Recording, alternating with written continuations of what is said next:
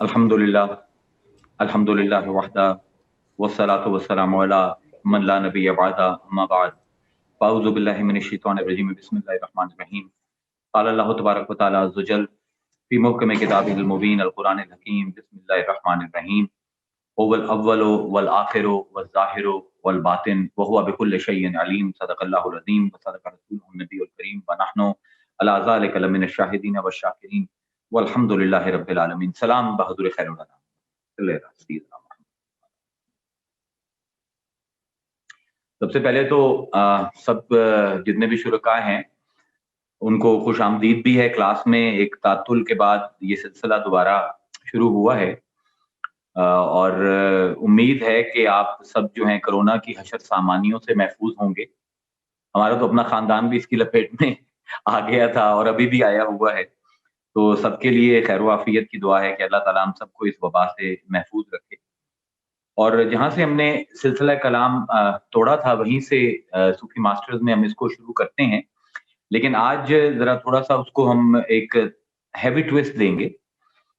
अ, हमने जो last time मैंने आपसे वादा किया था कि हम जमा माबैन तज़ादैन या इज्तमाए ज़िद्दैन या इज्तमा फ़ी ज़िद्दैन 3 मुख्तलिफ नाम हैं इस टाइटल के। ज़िद कहते हैं किसी चीज़ की ऑपोज़िशन को इकट्ठा करना, ऑपोजिट्स को इकट्ठा करना। मतलब जितनी भी ब्रांचेस ऑफ नॉलेज हैं उनमें हर ब्रांच ऑफ नॉलेज जो है उसके अपने टूल्स होते हैं। सबसे पहले तो आपको थोड़ा-सा ये समझना पड़ेगा कि तसव्वुफ़ को बतौर इल्म जो लोग समझना चाहते हैं, उनको सबसे पहले अपने ज़हन में ये चीज़ बिठानी चाहिए कि it is unlike any other branch of knowledge. Her branch of knowledge के अपने टूल्स हैं, फ़लसफ़े के अपने हैं, इल्मुल कलाम के अपने हैं, हिकमत के अपने हैं, लिसानियात के अपने टूल्स हैं। तसव्वुफ़ का सबसे बड़ा टूल आप खुद हैं। यानी ये कोई वो इल्म नहीं है जो आप किताबों को पढ़ने से हासिल कर लेंगे। ये हकीकतन आपके जो फिनोमेना है आपके इर्द-गिर्द, उस फिनोमेना से जब आप गुज़रते हैं, तो आपके क्या ताअस्सुरात हैं, क्या परसेप्शंस हैं, आप उस फिनोमेना को कैसे देख रहे हैं, उसकी अलाइनमेंट का नाम है तसव्वुफ़। सबसे पहले तो ये समझना ज़रूरी है कि आप तसव्वुफ़ को जब भी किसी और इल्म के टूल्स के ज़रिए समझने की कोशिश करेंगे तो हमेशा वो गलत हो जाएगा। हर इल्म है, जिस तरह अब थ्योरी ऑफ डिमांड है इकोनॉमिक्स की, मैं कहूँ कि जी मैंने आइंस्टाइन के ज़रिए उसको समझना है या मैंने उसको ग्रेविटी के मॉडल न्यूटन से समझने की कोशिश करनी है, आई कैन नॉट, बिकॉज़ हर इल्म का अपने टूल्स हैं। तो तसव्वुफ़ की यूनिकनेस ये है कि इसका सबसे बड़ा टूल आपके अपने महसूसात हैं, आपके अपने तजुर्बात हैं। और इसके लिए आपको किसी और की ज़रूरत नहीं है, बल्कि अपने ही अंदर उतरने का गहराई में नाम है तसव्वुफ़ हकीकतन। इसलिए इसको आप किताबों पर से भी महदूद नहीं कर सकते और मैं आज एक दोबारा ये एक बुनियाद बनाने जा रहा हूँ क्योंकि जो बातें मैंने करनी है वो अक्ल के लिए उनको जो हमारा आम अक्ल है उसके लिए उनको समझना और उनको कबूल करना बड़ा मुश्किल है। तो मैं इसलिए चाह रहा हूँ कि सबसे पहले एक थोड़ी-सी शऊरी तैयारी हम कर लें, कि सबसे पहले तो हमने तसव्वुफ़ को उसके अपने टूल से समझना है। किसी और के इल्म के टूल से समझने की कोशिश बिल्कुल बेसूद है। दूसरा, तसव्वुफ़ में हम कुछ टर्म्स यूज़ करते हैं, कुछ terminology, but you have to understand it is not about तसव्वुफ़। Terminology सिर्फ़ इसलिए तसव्वुफ़ में आती है क्योंकि जब हम कम्युनिकेट कर रहे हों, अपने तजर्बात, अपने मुशाहिदात किसी और को पहुँचाना चाहें, तो उसके लिए तो वो टर्मिनोलॉजी तो कारआमद है। लेकिन अगर तसव्वुफ़ को समझना है आपने, तो उसके लिए उस टर्मिनोलॉजी का भी कोई फ़ायदा नहीं। वो भी बेकार हो जाती है क्योंकि तसव्वुफ़ अल्फ़ाज़ का खेल है ही नहीं। ये मानी का खेल है, ये तजुर्बे का खेल है, ये मुशाहिदे का खेल है। तो आप समझ सकते हैं कि इस लिहाज से तसव्वुफ़ जो है वो दूसरी ब्रांचेज़ ऑफ नॉलेज से फ़र्क हो जाता है कि इसमें एक तो मैंने किसी और इल्म के टूल्स इस्तेमाल नहीं करने इसको एक्सप्लोर करने के लिए और दूसरा मैंने अपनी सब्जेक्टिविटी को नेगेट नहीं करना। क्योंकि जितने भी उलूम पाए जाते हैं, उनमें आपको कुछ उसूल दिए जाते हैं और उन उसूलों की नज़र से आप चीज़ों को हक़ या बातिल होना تسلیم کرتے ہیں. لیکن تصوف میں جو آپ کا اپنا تشخص ہے، آپ کی جو اپنی سبجیکٹیوٹی ہے، آپ کے جو اپنے محسوسات ہیں، وہ سب سے بڑا باب ہے تصوف کا. تو آپ کبھی بھی اپنے تجربے کو نگیٹ کر کے تصوف کو سمجھ نہیں سکتے. اور اس لیے ہم جب تصوف کو پڑھاتے ہیں تو ہم کہتے ہیں کہ تصوف کو اگر تم ایک لفظ کے اندر بیان کرنا چاہتے ہو تو وہ ہے مشاہدہ، آبزرویشن. اور اس لیے جو میں نے پچھلے لیکچرز دیے تھے نظر، ناظر اور منظر کے اوپر، اس کا مقصد بھی یہ تھا کہ ایک ناظر کی نظر کیسے بنائی جائے. مطلب وہ تصوف نے اس کے سر کے اوپر کوئی تھوپنے نہیں ہے ذمہ داری. اس کا کام صرف یہ ہے کہ اس کی نظر کو اس قابل بنا دیا جائے کہ وہ عقل جو ہے ہمیں جوہر عطا کیا گیا وہ فعال ہو جائے. اب یہاں پر سب سے پہلے عقل کو سمجھنا بہت ضروری ہے. ایک عقل کا ہے بہت ہی ولگر استعمال جو ہم نے کی ہے، اور ہمارے بعض صوفیاء بھی وہ اس کی زد میں آئے ہیں. آپ کو سب سے پہلے تو کیونکہ تصوف کی بنیاد جو ہے وہ قرآن سے اٹھتی ہے اور حدیث سے اٹھتی ہے، تو سب سے پہلے تو ہمیں یہ دیکھنا پڑے گا کہ عقل کا سٹیٹس کیا ہے قرآن اور حدیث کے بارے میں، حدیث کے اندر. تو حدیث مبارکہ ہے، بڑی معروف ہے، حضرت ابو ہریرہ اس کے راوی ہیں کہ آپ فرماتے ہیں کہ حضور نے فرمایا کہ اول ما خلق اللہ العقل، اللہ نے سب سے پہلی چیز جو بنائی وہ عقل ہے. لما خلق اللہ العقل قال له، جب اللہ تعالیٰ نے عقل کو بنا لیا تو اللہ تعالیٰ نے اس سے کہا، عقل سے کہا کم، کھڑی ہو جا. فقام، وہ کھڑی ہو گئی. فقال له ادبر، پھر اس سے کہا کہ پیچھے چلی جا. فادبارا، وہ پیچھے چلی گئی. فقال له اقبل، پھر کہا کہ اب آگے آ. اور وہ حضور کے لفظ آتے ہیں کہ فاقبلا، اور وہ آگے آ گئی. ثم قال له اقعد، پھر اللہ نے کہا کہ بیٹھ جا. فقعدا، اور وہ بیٹھ گئی. پھر اللہ تعالیٰ نے عقل کی طرف دیکھا، یہ حدیث کے الفاظ میں آپ کو کوٹ کر رہا ہوں کہ اللہ نے عقل کی طرف دیکھا اور اللہ تعالیٰ نے فرمایا کہ ما خلقت خلقا ہوا خیر من کا، میں نے کوئی مخلوق ایسی نہیں بنائی جو تجھ سے بہتر ہو. وَأَحْسَنُ مِنْكَ، اور نہ ہی کوئی مخلوق حسن میں ویسی بنائی جیسے تجھے بنایا. وَأَفْضَلُ مِنْكَ، اور کوئی بھی مخلوق میں نے فضیلت میں بھی تیرے ساتھ کی نہیں بنائی. تو اس حدیث مبارکہ نے یہ ایک ہمارے سامنے عقل کا سٹیٹس شریعت کی نظر میں جو ہے وہ بیان کیا ہے کہ عقل جو ہے مخلوقات میں، اللہ کی تمام تخلیق میں جو سب سے زیادہ سپرلیٹو ڈگری ہے وہ عقل کی ہے. آپ اسلامی روایت کے کلاسیکل سینس میں عقل کے مقابلے میں کسی چیز کو نہیں لا سکتے. بلکہ قاضی عیاض نے جو حدیث نقل کی ہے، حضرت علی اس کے راوی ہیں، اور آپ نے فرمایا العقل اصل دینی، میرے دین کی بنیاد عقل ہے. یعنی جس کو آپ دین اسلام کہتے ہیں اس کی بیسس جو ہیں وہ عقل سے اٹھ رہی ہیں. اور اگر آپ قرآن کو دیکھیں تو 750 کے قریب آیات صرف عقل سے خطاب کرتی ہیں. یعنی قرآن نے جتنے بھی مخاطب ہیں قرآن کے، ان میں سب سے زیادہ پرومیننٹ، سب سے زیادہ ریگولر خطاب پروردگار نے جس مخلوق کے ساتھ کیا ہے وہ عقل ہے. اور اگر آپ قرآن کو دیکھیں تو ہم مسلمان ہر وقت جنت جہنم کے جھمیلوں میں پڑے رہتے ہیں، تو اللہ تعالیٰ نے قرآن میں جنت اور جہنم کی تقسیم بھی عقل کی بنیاد پر کی. لقد ذرانا لجہنم کثیرا من الجن والانس، کہ قیامت کے دن اللہ فرماتا ہے میں جہنم کو بھر دوں گا انسانوں اور جنوں سے. کیوں بھرے گا؟ لہم قلوب لا یفقہون بہا، ہم نے ان کو قلب دیے تھے اور انہوں نے اس کو استعمال نہیں کیا، ان سے انہوں نے سمجھا نہیں. وَلَهُمْ أَعْيُنٌ لَا يُبْصِرُونَ بِهَا، ان کو آنکھیں دی تھی اور انہوں نے آنکھوں سے دیکھا نہیں. وَلَهُمْ آذَانٌ لَا يَسْمَعُونَ بِهَا، ان کو کان دیے تھے اور انہوں نے کانوں سے سنا نہیں. اولئک کالانعام بل هم اضل اولئک هم الغافلون. یہ اولئک اور ہم کا جو تکرار لفظی ہے یہ قرآن میں کب بات ہے؟ جب اللہ تعالیٰ کسی چیز کو ویریفائی کرنا چاہ رہا ہو کہ یہی وہ لوگ ہیں جو غافل ہیں، یہی وہ لوگ ہیں جو جانور ہیں بلکہ جانوروں سے بھی پست ہیں. کون؟ لہم قلوب لا یفقہون بہا، کہ ہم نے ان کو قلب دیے تھے انہوں نے سوچا نہیں. یہاں پر ماڈرن مائنڈ کے لیے it will be a bit difficult to grasp کہ قلب کا سوچنے کے ساتھ کیا تعلق ہے.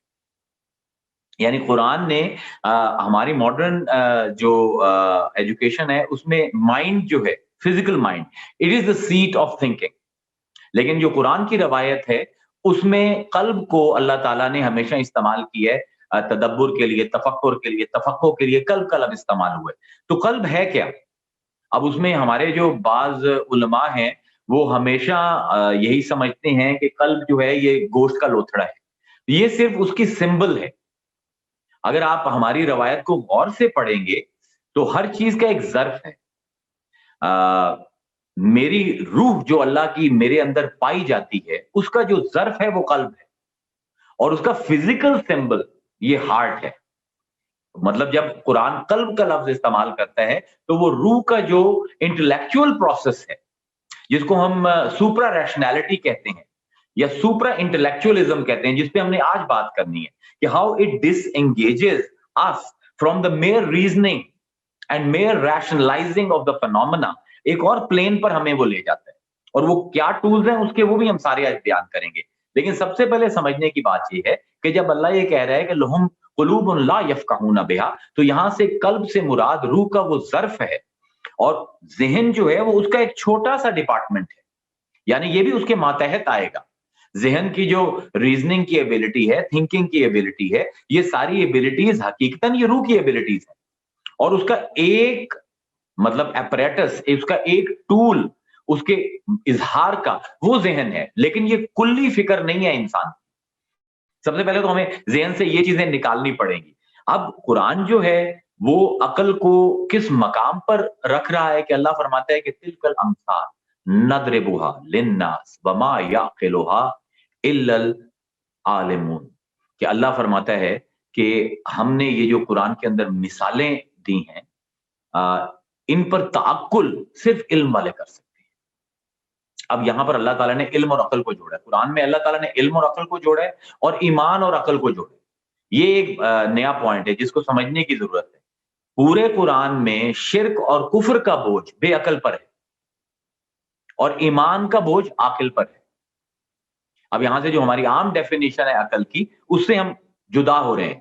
یعنی قرآن کے نزدیک عاقل آدمی وہ ہے جو مومن ہے، اور شرک کا راستہ اور کفر کا راستہ کیا چیز کھولتی ہے؟ بے عقلی۔ یعنی کیا چیز ہے وہ؟ قرآن کیا کہتا ہے ہمیں کہ جب ایک ناممکن کو میں ممکن سمجھنے لگ جاؤں، مطلب میری ریزننگ اتنی کرپٹ ہو جائے کہ میں ایک ناممکن عمل کو ممکن سمجھنا شروع کر دوں، تو تب میں شرک میں مبتلا ہوتا ہوں۔ اس کو میں ایک مثال سے سمجھا دیتا ہوں۔ اب ہم یہاں پر شرکاء ہیں 25-30 جتنے بھی کلاس میں ہیں، ہم سب اس وقت مل کر ایک قرارداد پاس کرتے ہیں کہ آج سے تیمور بھائی ہمارے وزیر اعظم ہے پاکستان۔ تو اس قرارداد کا کوئی فائدہ نہیں ہے، we don't have the authority. تو یہ ایک بالکل بے عقلی کا کام ہے کہ جس چیز کی میرے پاس کنٹرول نہیں ہے، اتھارٹی نہیں ہے، میں کیسے کروں؟ تو قرآن آپ کے ذہن کو اس طرف لے جاتا ہے کہ تم جو اللہ کے شریک بناتے ہو، تمہارے پاس تو اتھارٹی نہیں ہے۔ سو بیسیکلی شرک وہ کرے گا جو بے عقل ہے، کفر وہ کرے گا جو بے عقل ہے۔ ایمان اور عقل پورے قرآن میں بار بار جڑیں گے۔ یہ آپ 700 آیات سے جب آپ گزرتے ہو قرآن کی، تو آپ کو سمجھ آتا ہے کہ اللہ تعالیٰ حقیقتاً عقل اور ایمان کو ایک انبریکیبل بانڈ میں جوڑتا ہے۔ اور ایک مومن، یہاں تک کہ ہماری فقہ میں ایک مومن اگر اس کو کوئی انجری وغیرہ ہوگی، یہ ہیڈ انجری، اور وہ اس طرح کے انٹیلیجنٹ پروسیسز رن نہیں کر سکتا جو عام لوگ رن کرتے ہیں، تو ہم اس کو بھی بے عقل حقیقی نہیں مانتے۔ یہ ہماری فقہ ہے، یہ ہمارا قانون ہے۔ اس کو بھی ہم عاقل مانیں گے۔ جب تک ایمان ہے عقل رہے گا، جیسے ہی ایمان رخصت ہوا عقل بھی رخصت ہو جائے۔ تو قرآن اور ہماری فقہ میں اس کو آپ یہ سمجھ سکتے ہیں کہ ایک اٹوٹ قسم کا رشتہ ہے عقل اور ایمان کے درمیان۔ اور جہاں پر عقل نہیں ہے وہیں پہ بے ایمانی آئے گی، وہاں پہ شرک آئے گا، وہاں پہ کفر آئے گا۔ جہاں پر عقل ہے، اب یہاں پر یہ سمجھنا ضروری ہے، اس کو سمجھ لیں آپ کے اوصاف حمیدہ جو ہیں یا اخلاقیات ہیں یا علم جو ہے، یہ وہ چیزیں ہیں جو ہم اپنی ایفرٹ سے حاصل کر سکتے ہیں۔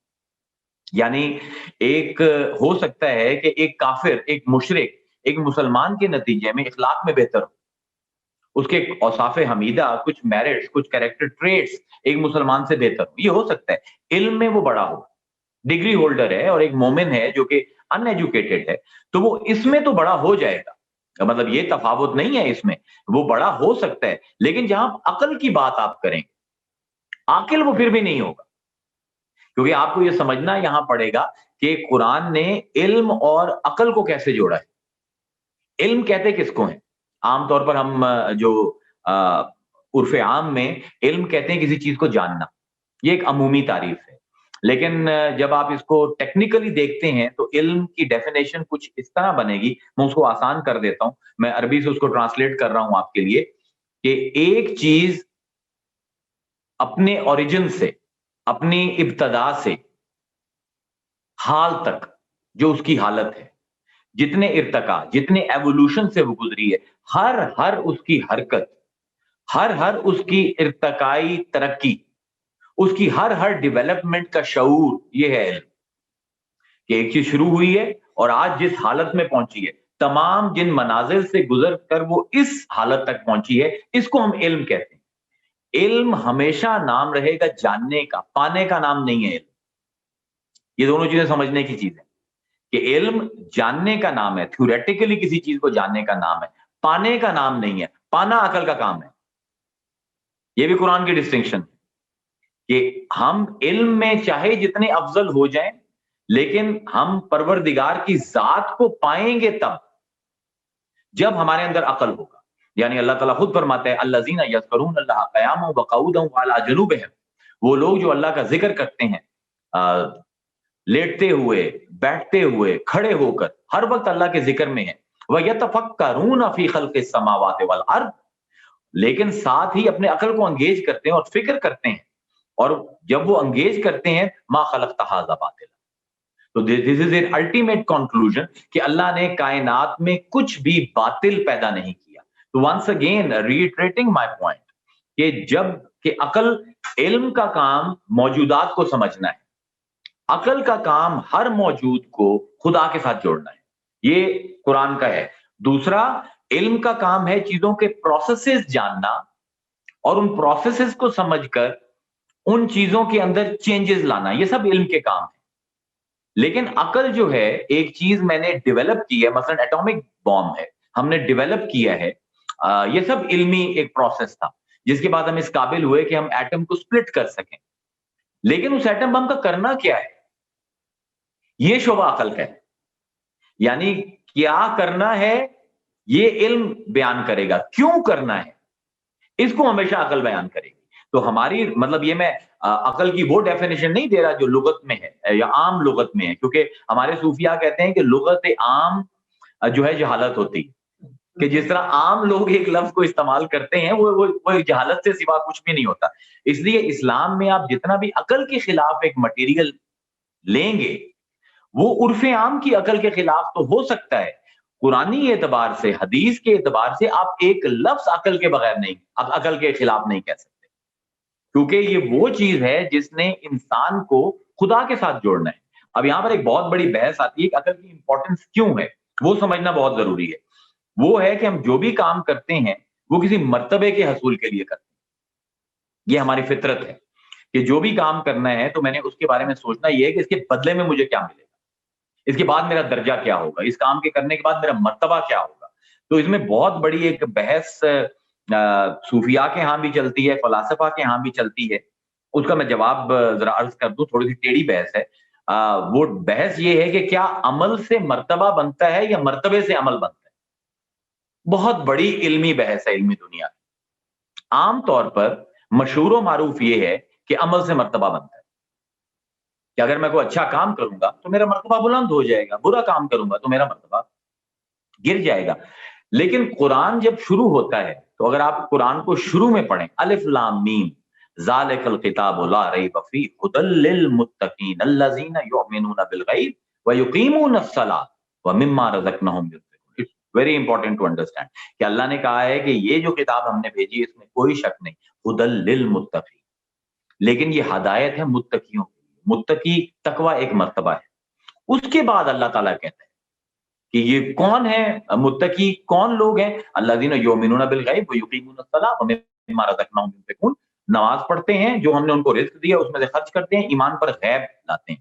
اب جب تفسیر کی میں تفسیر کا علم پڑھ رہا تھا تو اسی آیت پر میں پھنس گیا کہ یار اللہ نے مرتبے کو مقدم کیا عمل پر، عمل کا تذکرہ بعد میں آیا ہے، مرتبے کا تذکرہ پہلے آیا ہے. حالانکہ ہم پورے قرآن کو پڑھیں تو ہمیں یہ سمجھ آتی ہے کہ جو بھی اعمال شریعت نے ہمارے اوپر لازم کیے ہیں ان سے ہمارے مراتب بھی بلند ہوتے ہیں. مثلا آپ روزے کو لے لیں، یا ایھا الذین آمنوا کتب علیکم الصیام کما کتب علی الذین من قبلکم لعلکم تتقون. اے ایمان والو، تم پر روزے فرض کیے گئے جس طرح تم سے پہلے لوگوں پر روزے فرض کیے گئے تھے، لعلکم تتقون، تاکہ تم متقی بنو. روزہ، نماز، حج، زکوٰۃ، آپ جتنی بھی عبادات ہیں، جتنی بھی تکلیف شرعی ہے، اگر آپ اس کو قرآن میں پڑھیں گے تو اس کا ہدف تقویٰ ہے. لیکن قرآن شروع ہو رہا ہے اور اللہ فرما رہے الف لام میم ذالک الکتاب لا ریب فیہ ھدی للمتقین. تو یہاں سے ہمارے حکماں نے ایک بحث چھیڑی ہے کہ اصل میں اللہ اپنی عنایت جو انسان پر کی ہے اس کی بات کر رہا ہے کہ ہم نے جب تمہیں دنیا میں بھیجا ہے تو ہم نے تمہیں عقل کے ساتھ بھیجا ہے، اور عقل کا کام یہ ہے کہ وہ تمہیں اللہ کے ساتھ جوڑے. تمہیں اللہ کے ساتھ جڑنے کے لیے کچھ اور حاصل نہیں کرنا تھا، بلکہ جو عقل دی تھی اس کو استعمال کرنا، اس کو پریزرو رکھنا. تو مرتبہ ہمیں اشرف المخلوقات کا دنیا میں آنے سے پہلے دے دیا گیا. اس کے بعد جو اعمال ہیں وہ اس لیے ہیں کہ میں اس مرتبے سے نیچے نہ گروں. اب یہاں پر اگر آپ قرآن کو دیکھیں گے تو تمام دیگر مذاہب سے اسلام فرق ہو جائے گا. کیونکہ اگر کرسچینٹی میں جاتے ہیں تو وہاں پہ اوریجنل سن کا کانسیپٹ ہے، تبالا روسا کا کانسیپٹ ہے فلاسفہ کے ہاں کہ we are white slate, we are blank, اور ہم نے اپنے ہاتھوں سے اپنے عمل سے زندگی بنتی ہے، جنت بھی جہنم بھی، یہ خاکی اپنی فطرت میں نہ نوری ہے نہ ناری ہے. یہ بالکل اسلام میں شعر نہیں. اس کی وجہ یہ ہے کہ اسلام میں آپ کو جب جوہر عقل عطا کیا گیا تو اس کے ساتھ ہی آپ کو اشرف المخلوقات بھی بنا دیا گیا. اب آپ نے اپنے اعمال کے ذریعے اپنا اشرف المخلوقات ہونا پریزرو کرنا ہے. You don't have to do something additional to become good. You are good. You have to stop yourself کہ آپ اپنے اس مقام سے نیچے نہ گر پڑے. تو اس لیے اولیاء کرام کے سکول میں مرتبہ عمل بناتا ہے، یعنی ہمیں اللہ تعالیٰ نے جو مرتبہ دے دیا اشرف المخلوقات کا، اب ہمیں اس کے مطابق اعمال کرنے ہیں، اور جتنی بھی شرعی تکالیف ہیں وہ ساری اس لیے دی گئی. اب یہاں پر اگر آپ دیکھیں تو عقل ایک طرف جڑا علم کے ساتھ اور دوسری طرف عقل جڑا ایمان کے ساتھ. تو اب عقل سے بھاگنا ممکن نہیں ہے ایک مسلمان کے لیے. اس کو اگر ایک عام آپ ولگر ڈیفینیشن عقل کی جو ہے، یا جس کو انٹلیکٹس گریک کہہ رہے تھے، اگر آپ اس کی ایک کنفائنڈ، ایک بڑی کنسٹرکٹڈ سی ڈیفینیشن پر آپریٹ کر رہے ہیں، تب تو آپ عقل کے خلاف کچھ کہہ سکتے ہیں. جو قرآن عقل ہے اس کے خلاف آپ جا ہی نہیں سکتے. آپ کے جنت جہنم کا معیار بھی اسی پر ہے، بلکہ آپ کا قرآن جو ہے وہ آیا ہی پوری کی پوری کتاب ہی عقلوں کے لیے آئی ہے. یہ بغیر عقل کے لوگوں کے لیے نہیں آئی، اور ہدایت بھی اس سے صرف عقل والے ہی لیں گے. تو یہ مطلب قرآن نے اس کو 700 آیتوں میں بہت جما کر پورے موضوع کو بیان کیا. اب جب میں دیکھ لوں کہ ابھی تو میں انٹروڈکشن میں ہی میں نے 21 منٹ لگا دیے. بہرحال اب ایک دفعہ یہ تصور آ گیا تو پہلے آپ کو ذہن میں یہ رکھنا ہے کہ تصوف کو آپ نے اپنے دیگر علوم کے ٹولز کے ساتھ کبھی بھی سمجھنے کی کوشش نہیں کی. Number 1، terminology is not important in تصوف، the concepts are important. ایک آپ ٹرمینالوجی اگر آپ کو تصوف کی نہیں بھی آتی، آپ کو کانسیپٹ سمجھ آ گئے ہیں تو آپ عالم تصوف کے. اور اگر ٹرمینالوجی آپ نے رٹ لی ہے اور اس کے نیچے معنی کیا چل رہے ہیں اس کا کوئی پتہ نہیں ہے، اور اس کو آپ نے اپنے عمل کے ساتھ جوڑ کر اپنے محسوسات اور اپنے مدرکات کو عقلیات کے ساتھ نہیں جوڑا، تو وہ تھیوری بھی آپ کے لیے بے فائدہ. یعنی آپ کہہ سکتے ہیں کہ اس لحاظ سے تصوف از اے ویری پریکٹیکل، مطلب علم اور عمل کے اندر کہیں بھی تصوف میں ڈائیورس نہیں آئی. جو علم ہے اسی پر آپ عمل کریں گے، وہ عمل مزید کچھ سوالات جنم دے گا، ان کی تلاش میں پھر آپ جائیں گے، اور پھر وہ علم نیا حاصل ہوگا، پھر وہ آپ کو عمل پر اکسائے گا، عمل آپ کو علم کا ماخذ بنے گا. یعنی یہ ایک سائیکل ہے جو تصوف میں چلتا رہے گا ہمیشہ. اب اگر آپ کے ذہن عام روایتی تصورات سے ہٹ گئے ہیں تو اب ہم کھولیں گے اجتماع فی ضدین. کائنات اگر آپ دیکھیں تو یہ مرکب ضدین ہے. اگر آپ انسان کو ہی دیکھیں تو انسان 4 عناصر سے بنا ہے: آگ، پانی، مٹی، ہوا. اور آگ اور پانی ایک دوسرے کے بالکل ضد ہیں، اور ہوا اور مٹی ایک دوسرے کی بالکل ضد ہیں. دیوار بنا دیں، ہوا کو کراس نہیں ہونے دے گی. ہوا چلے گی، مٹی کو اٹھا کے آسمان پر لے جائے گی. آگ پر پانی ڈالیں گے، بجھا دے گا. پانی کو کیتلی میں رکھ کے آگ کے اوپر رکھیں گے، اس کو اڑا دے گا. یعنی ہم خود مرکب ضدین ہیں. آپ پوری کائنات کو دیکھ لیں، اگر سردی ہے تو گرمی ہے، اگر رات ہے تو دن ہے، اگر اندھیرا ہے تو اجالا ہے، صحت ہے تو مرض ہے، اگر موت ہے تو زندگی. اب کیوں ہے دنیا اس طرح کی؟ صوفی کے لیے سب سے زیادہ امپورٹنٹ کوشچن یہ ہے کہ why this is the nature of the universe.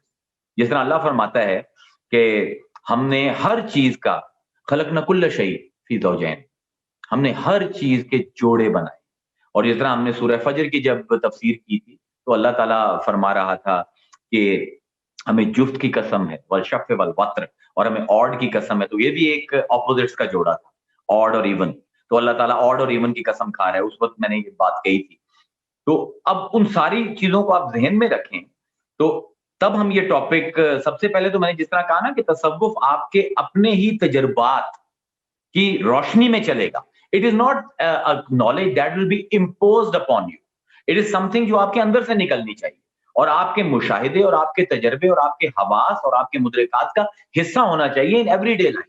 If I look around, ہم جس چیز کو بھی میں دیکھتا ہوں اس کی ضد پائی جاتی ہے اس کائنات میں. کوئی بھی ایسی چیز نہیں ہے جس کی ضد نہ پائی جائے. اب یہ کیوں ہے ایسا؟ تو صوفیاء کہتے ہیں کہ اس کی وجہ یہ ہے کہ یہ کائنات جس کی تخلیق کرتا ہے وہ انفائنائٹ بینگ ہے. اور انفینٹی کی تعریف یہ ہے کہ جس کے اندر یہ ظرف ہو کہ ایک ہی محشر زمان و مکان میں وہ اپوزٹس کے پیر کو ایک کو دوسرے سے قربان کرنے کی بجائے دونوں کو ایک ہی وقت میں رکھنا جانتا ہو. یہ ہے انفینٹی ہماری روایت میں. کہ اگر اب جس طرح میں نے قرآن کی ابھی آیت پڑھی، هو الاول والآخر والظاہر والباطن، اگر میں اس کے اوپر عمل کروں گا تو یا میں اگر میں بعد میں ہوں تو پہلے نہیں ہوں گا، اگر پہلے ہوں تو بعد میں نہیں ہوں گا، اگر میں ظاہر ہو جاؤں تو میں چھپا نہیں رہوں گا، اگر میں چھپ جاؤں تو میں ظاہر نہیں ہوں گا. تو میرے لیے یہ مشکل ہے. لیکن جس کو انفینٹی کہتے ہیں، جس کو خدا کہتے ہیں، جس کو الہ کہتے ہیں، اس کی شان یہ ہے کہ ایک ہی لمحے میں وہ اول بھی ہے اور آخر بھی ہے، وہ ظاہر بھی ہے، وہ باطن بھی ہے. آپ پورے اللہ تعالیٰ نے جو اپنے اسماء گرامی ہیں، کیونکہ اللہ کی ذات میں فکر کرنے کی ہمیں اجازت ہی نہیں ہے. حضور کی حدیث ہے، لا تفکروا فی ذات اللہ، اللہ کی ذات کے اندر فکر نہ کرو، ولیکن فکروا فی صفات اللہ، اللہ کی صفات میں تفکر کرو. اللہ کی صفات کیا ہیں؟ اس کے اسماء. اب یہ جو اسماء ربانی ہیں، یہ جو ایٹریبیوٹس آف گاڈ ہیں، یہ سارے کے سارے ضدوں پر قائم ہیں. جس طرح میں نے ابھی ایک آیت پڑھی ہے کہ وہ اول ہے، وہ آخر ہے، وہ ظاہر ہے، وہ باطن ہے. نمرود کے دربار میں حضرت ابراہیم علیہ السلام کھڑے ہیں اور وہ پوچھتا ہے کہ تیرا رب کون ہے؟ تو وہ کہتے ہیں کہ ربی الذی یحیی و یمیت، میرا رب وہ ہے جو پیدا بھی کرتا ہے اور مارتا بھی. اور پیدا کرنا اور مارنا یہ پھر ایک پیر ہے اپوزٹس کا. اب پورے قرآن کا مزاج، تمام اسماء گرامی کا اگر آپ مزاج دیکھیں گے تو وہ غفور ہے، غفرا چھپانے والا، اور وہی ہے جو کاشف بھی ہے. ظاہر بھی وہی کرتا ہے، چھپاتا بھی وہی ہے. وہی ہے جو معاف کر دیتا ہے، عفو ہے، اور وہی ہے جو حسیب ہے، جو پکڑ بھی لیتا ہے. یعنی آپ کو ایک پوری پیرنگ نظر آئے گی. اور جب اس کی براڈ کیٹیگریز حکماں نے کی ہیں تو اسماء ربانی جو ہیں ان کی 2 براڈ کیٹیگریز ہیں. ایک یہ کہ اللہ کے آدھے نام جلالی ہیں اور آدھے جمالی ہیں. اب جلال اور جمال ایک دوسرے کی ضد ہیں. جلال از ٹرانسینڈنس اور جمال از ایمیننس. جلال میں غصہ پایا جاتا ہے، جمال میں شفقت پائی جاتی ہے. اور پھر دوسری جو تقسیم کی ہے کہ اللہ تعالیٰ کے اسماء یا سلبی ہیں یا ثبوتی ہیں. ثبوتی ان اللہ کے ناموں کو کہتے ہیں جو ہمیں یہ بتاتے ہیں کہ اللہ یہ ہے، اور سلبی وہ نام ہیں جو بتاتے ہیں کہ اللہ یہ نہیں ہے. جس طرح ہم سورہ پڑھتے ہیں اپنا قل هو اللہ احد. اب احد جو ہے یہ ثبوت ہے کہ یہ بتا رہا ہے کہ اللہ ایک ہے. اللہ الصمد یہ بھی ثبوت ہے کہ بتاتا ہے کہ اللہ بے نیاز ہے. لم یلد ولم یولد، نہ وہ کسی کا باپ ہے نہ کسی کا بیٹا ہے. یعنی یہاں پر یہ پتہ لگتا ہے اس کو کہتے ہیں سلبی، یعنی جو سلب کر رہا ہے. اب ثبوتی کا کام ہے وجود کو اسرٹ کرنا اور سلب کا کام ہے وجود کا انکار کرنا. تو آپ پورے اسماء گرامی خدا کے اگر آپ اس کی کیٹیگرائزیشن تک ہی چلے جائیں اور اسی کو سمجھ لیں تو آپ کو سمجھ آئے گا کہ ہمیشہ دو پولز کے اندر آپریٹ کر رہے ہیں. ایک تو ایک نام دوسرے کی ضد ہے, دوسرا جو کیٹیگریز بھی حکماں نے کی ہیں وہ جلالی, جمالی, ثبوتی, سلبی, وہ بھی آپس میں اپوزنگ ہیں. کیوں ہیں؟ کہ جو انفینٹی کی شان یہ ہے کہ وہ جو پیئر آف اپوزٹ ہے اس میں سے کسی کو گرنے نہ دے, کسی کو قربان نہ ہونے دے. اب اللہ تعالیٰ کے ساتھ ہماری ڈائریکٹ ایکسیس نہیں ہے, اس لیے اس کی مہربانی ہے کہ ہم پر کلام, ہمارے پاس اپنے ایک بندے پر کلام نازل کرتا ہے. ہم اس پوری سیریز میں اللہ کا کلام, اللہ اور رسول اللہ تینوں کا اجتماع ضدین سمجھیں گے. یعنی ہمارا مقصد یہ ہے کہ ان 2-3 لیکچرز میں ہم ان میں جو اجتماع ضدین ہو رہی ہے اگر اس کو سمجھ جائیں تو ہمیں اپنا شعور آ جائے. اب پروردگار کا جو انٹروڈکشن قرآن مجھے دیتا ہے تو اس میں یہی نظر آتا ہے کہ پروردگار کے جتنے بھی اسماء ہیں ایک اسم دوسرے کی ضد ہے. اب ظاہر ہے جو کلام اس ہستی سے آئے گا اس میں بھی ضد ہوگی, تو پورا قرآن ضدوں پر قائم ہے. اب یہاں پر ایک چیز سمجھنے کی ضرورت ہے, ایک چیز ہے ضد اور ایک چیز ہے اختلاف, دونوں میں فرق ہے. اختلاف اپنے مخالف کا وجود برداشت نہیں کرتا, ضد جو ہے وہ اپنی ضد سے ہمیشہ ڈیفائن ہوتی ہے. مطلب اس کے اندر محبت کا تعلق پایا جاتا ہے, وجود کا تعلق پایا جاتا ہے, اور اختلاف کے اندر سلب کا تعلق پایا جاتا ہے. یعنی میرا مخالف ہے تو میں چاہتا ہوں نہیں, ضد کا مطلب ٹینشن نہیں ہے, یہ سوال سامنے آ گیا. ضد کا مطلب ہے ایک چیز کا دوسرے سے اپنی فطرت میں اپوزنگ ہونا, اپوزٹ, یا ایگزیکٹلی انہوں نے صحیح کہہ دیا. اب جو ضد ہے یہ اپنے اپوزیشن کو امبریس کرتی ہے کیونکہ اس کا اپنا ثبوت اس کی ضد سے ملتا ہے. جس طرح اندھیرا جو ہے اگر رات جو ہے اگر دن کا انکار کرتے تو اس کا اپنا وجود بھی ثابت نہیں ہوگا. اختلاف یہ ہے کہ رات کہے کہ بس میں ہوں, دن نہ ہو. اس لیے جب اللہ تعالیٰ نے قرآن نازل فرمایا ہے جس میں ضدیں ہی ضدیں ہیں آیتوں میں, تو وہاں پر اللہ نے بڑا کلیئر کی ہے کہ اللہ تعالیٰ فرماتا ہے کہ افلا یتدبرون القرآن, تم قرآن پر غور کیوں نہیں کرتے. وَلَوْ كَانَ مِنْ عِنْدِ غَيْرِ اللَّهِ, اگر یہ اللہ کے علاوہ کسی اور کا کلام ہوتا, لَوَجَدُوا فِيهِ اخْتِلَافًا كَثِيرًا, تم بہت سا اختلاف پاتے. اختلاف نہیں ہے, ضد ہے قرآن. جس کو یہ بات سمجھ آ گئی اس کے لیے قرآن کی ایک بالکل نئی ڈائمنشن کھلے گی. اور میں یہ ضدیں, ہم پوری رات بیٹھ کر یہ ضدیں میں آپ کے سامنے بیان کرتا رہوں نا, 2-2.5 ہزار پیئر ہیں قرآن میں ضدوں. آپ 5-6 کو ضدوں کو ذرا سمجھ لیں. یعنی اللہ سورہ فاتحہ سے قرآن سٹارٹ ہو رہا ہے اور اللہ فرما رہا ہے الحمدللہ رب العالمین, کہ میں ساری کائنات کا رب ہوں. رب اس کو کہتے ہیں کہ جو کسی کی ضرورت کا احساس کرے اور اس کی ضرورت کی تکمیل کے لیے جو سامان درکار ہے وہ اس کو مہیا کرے.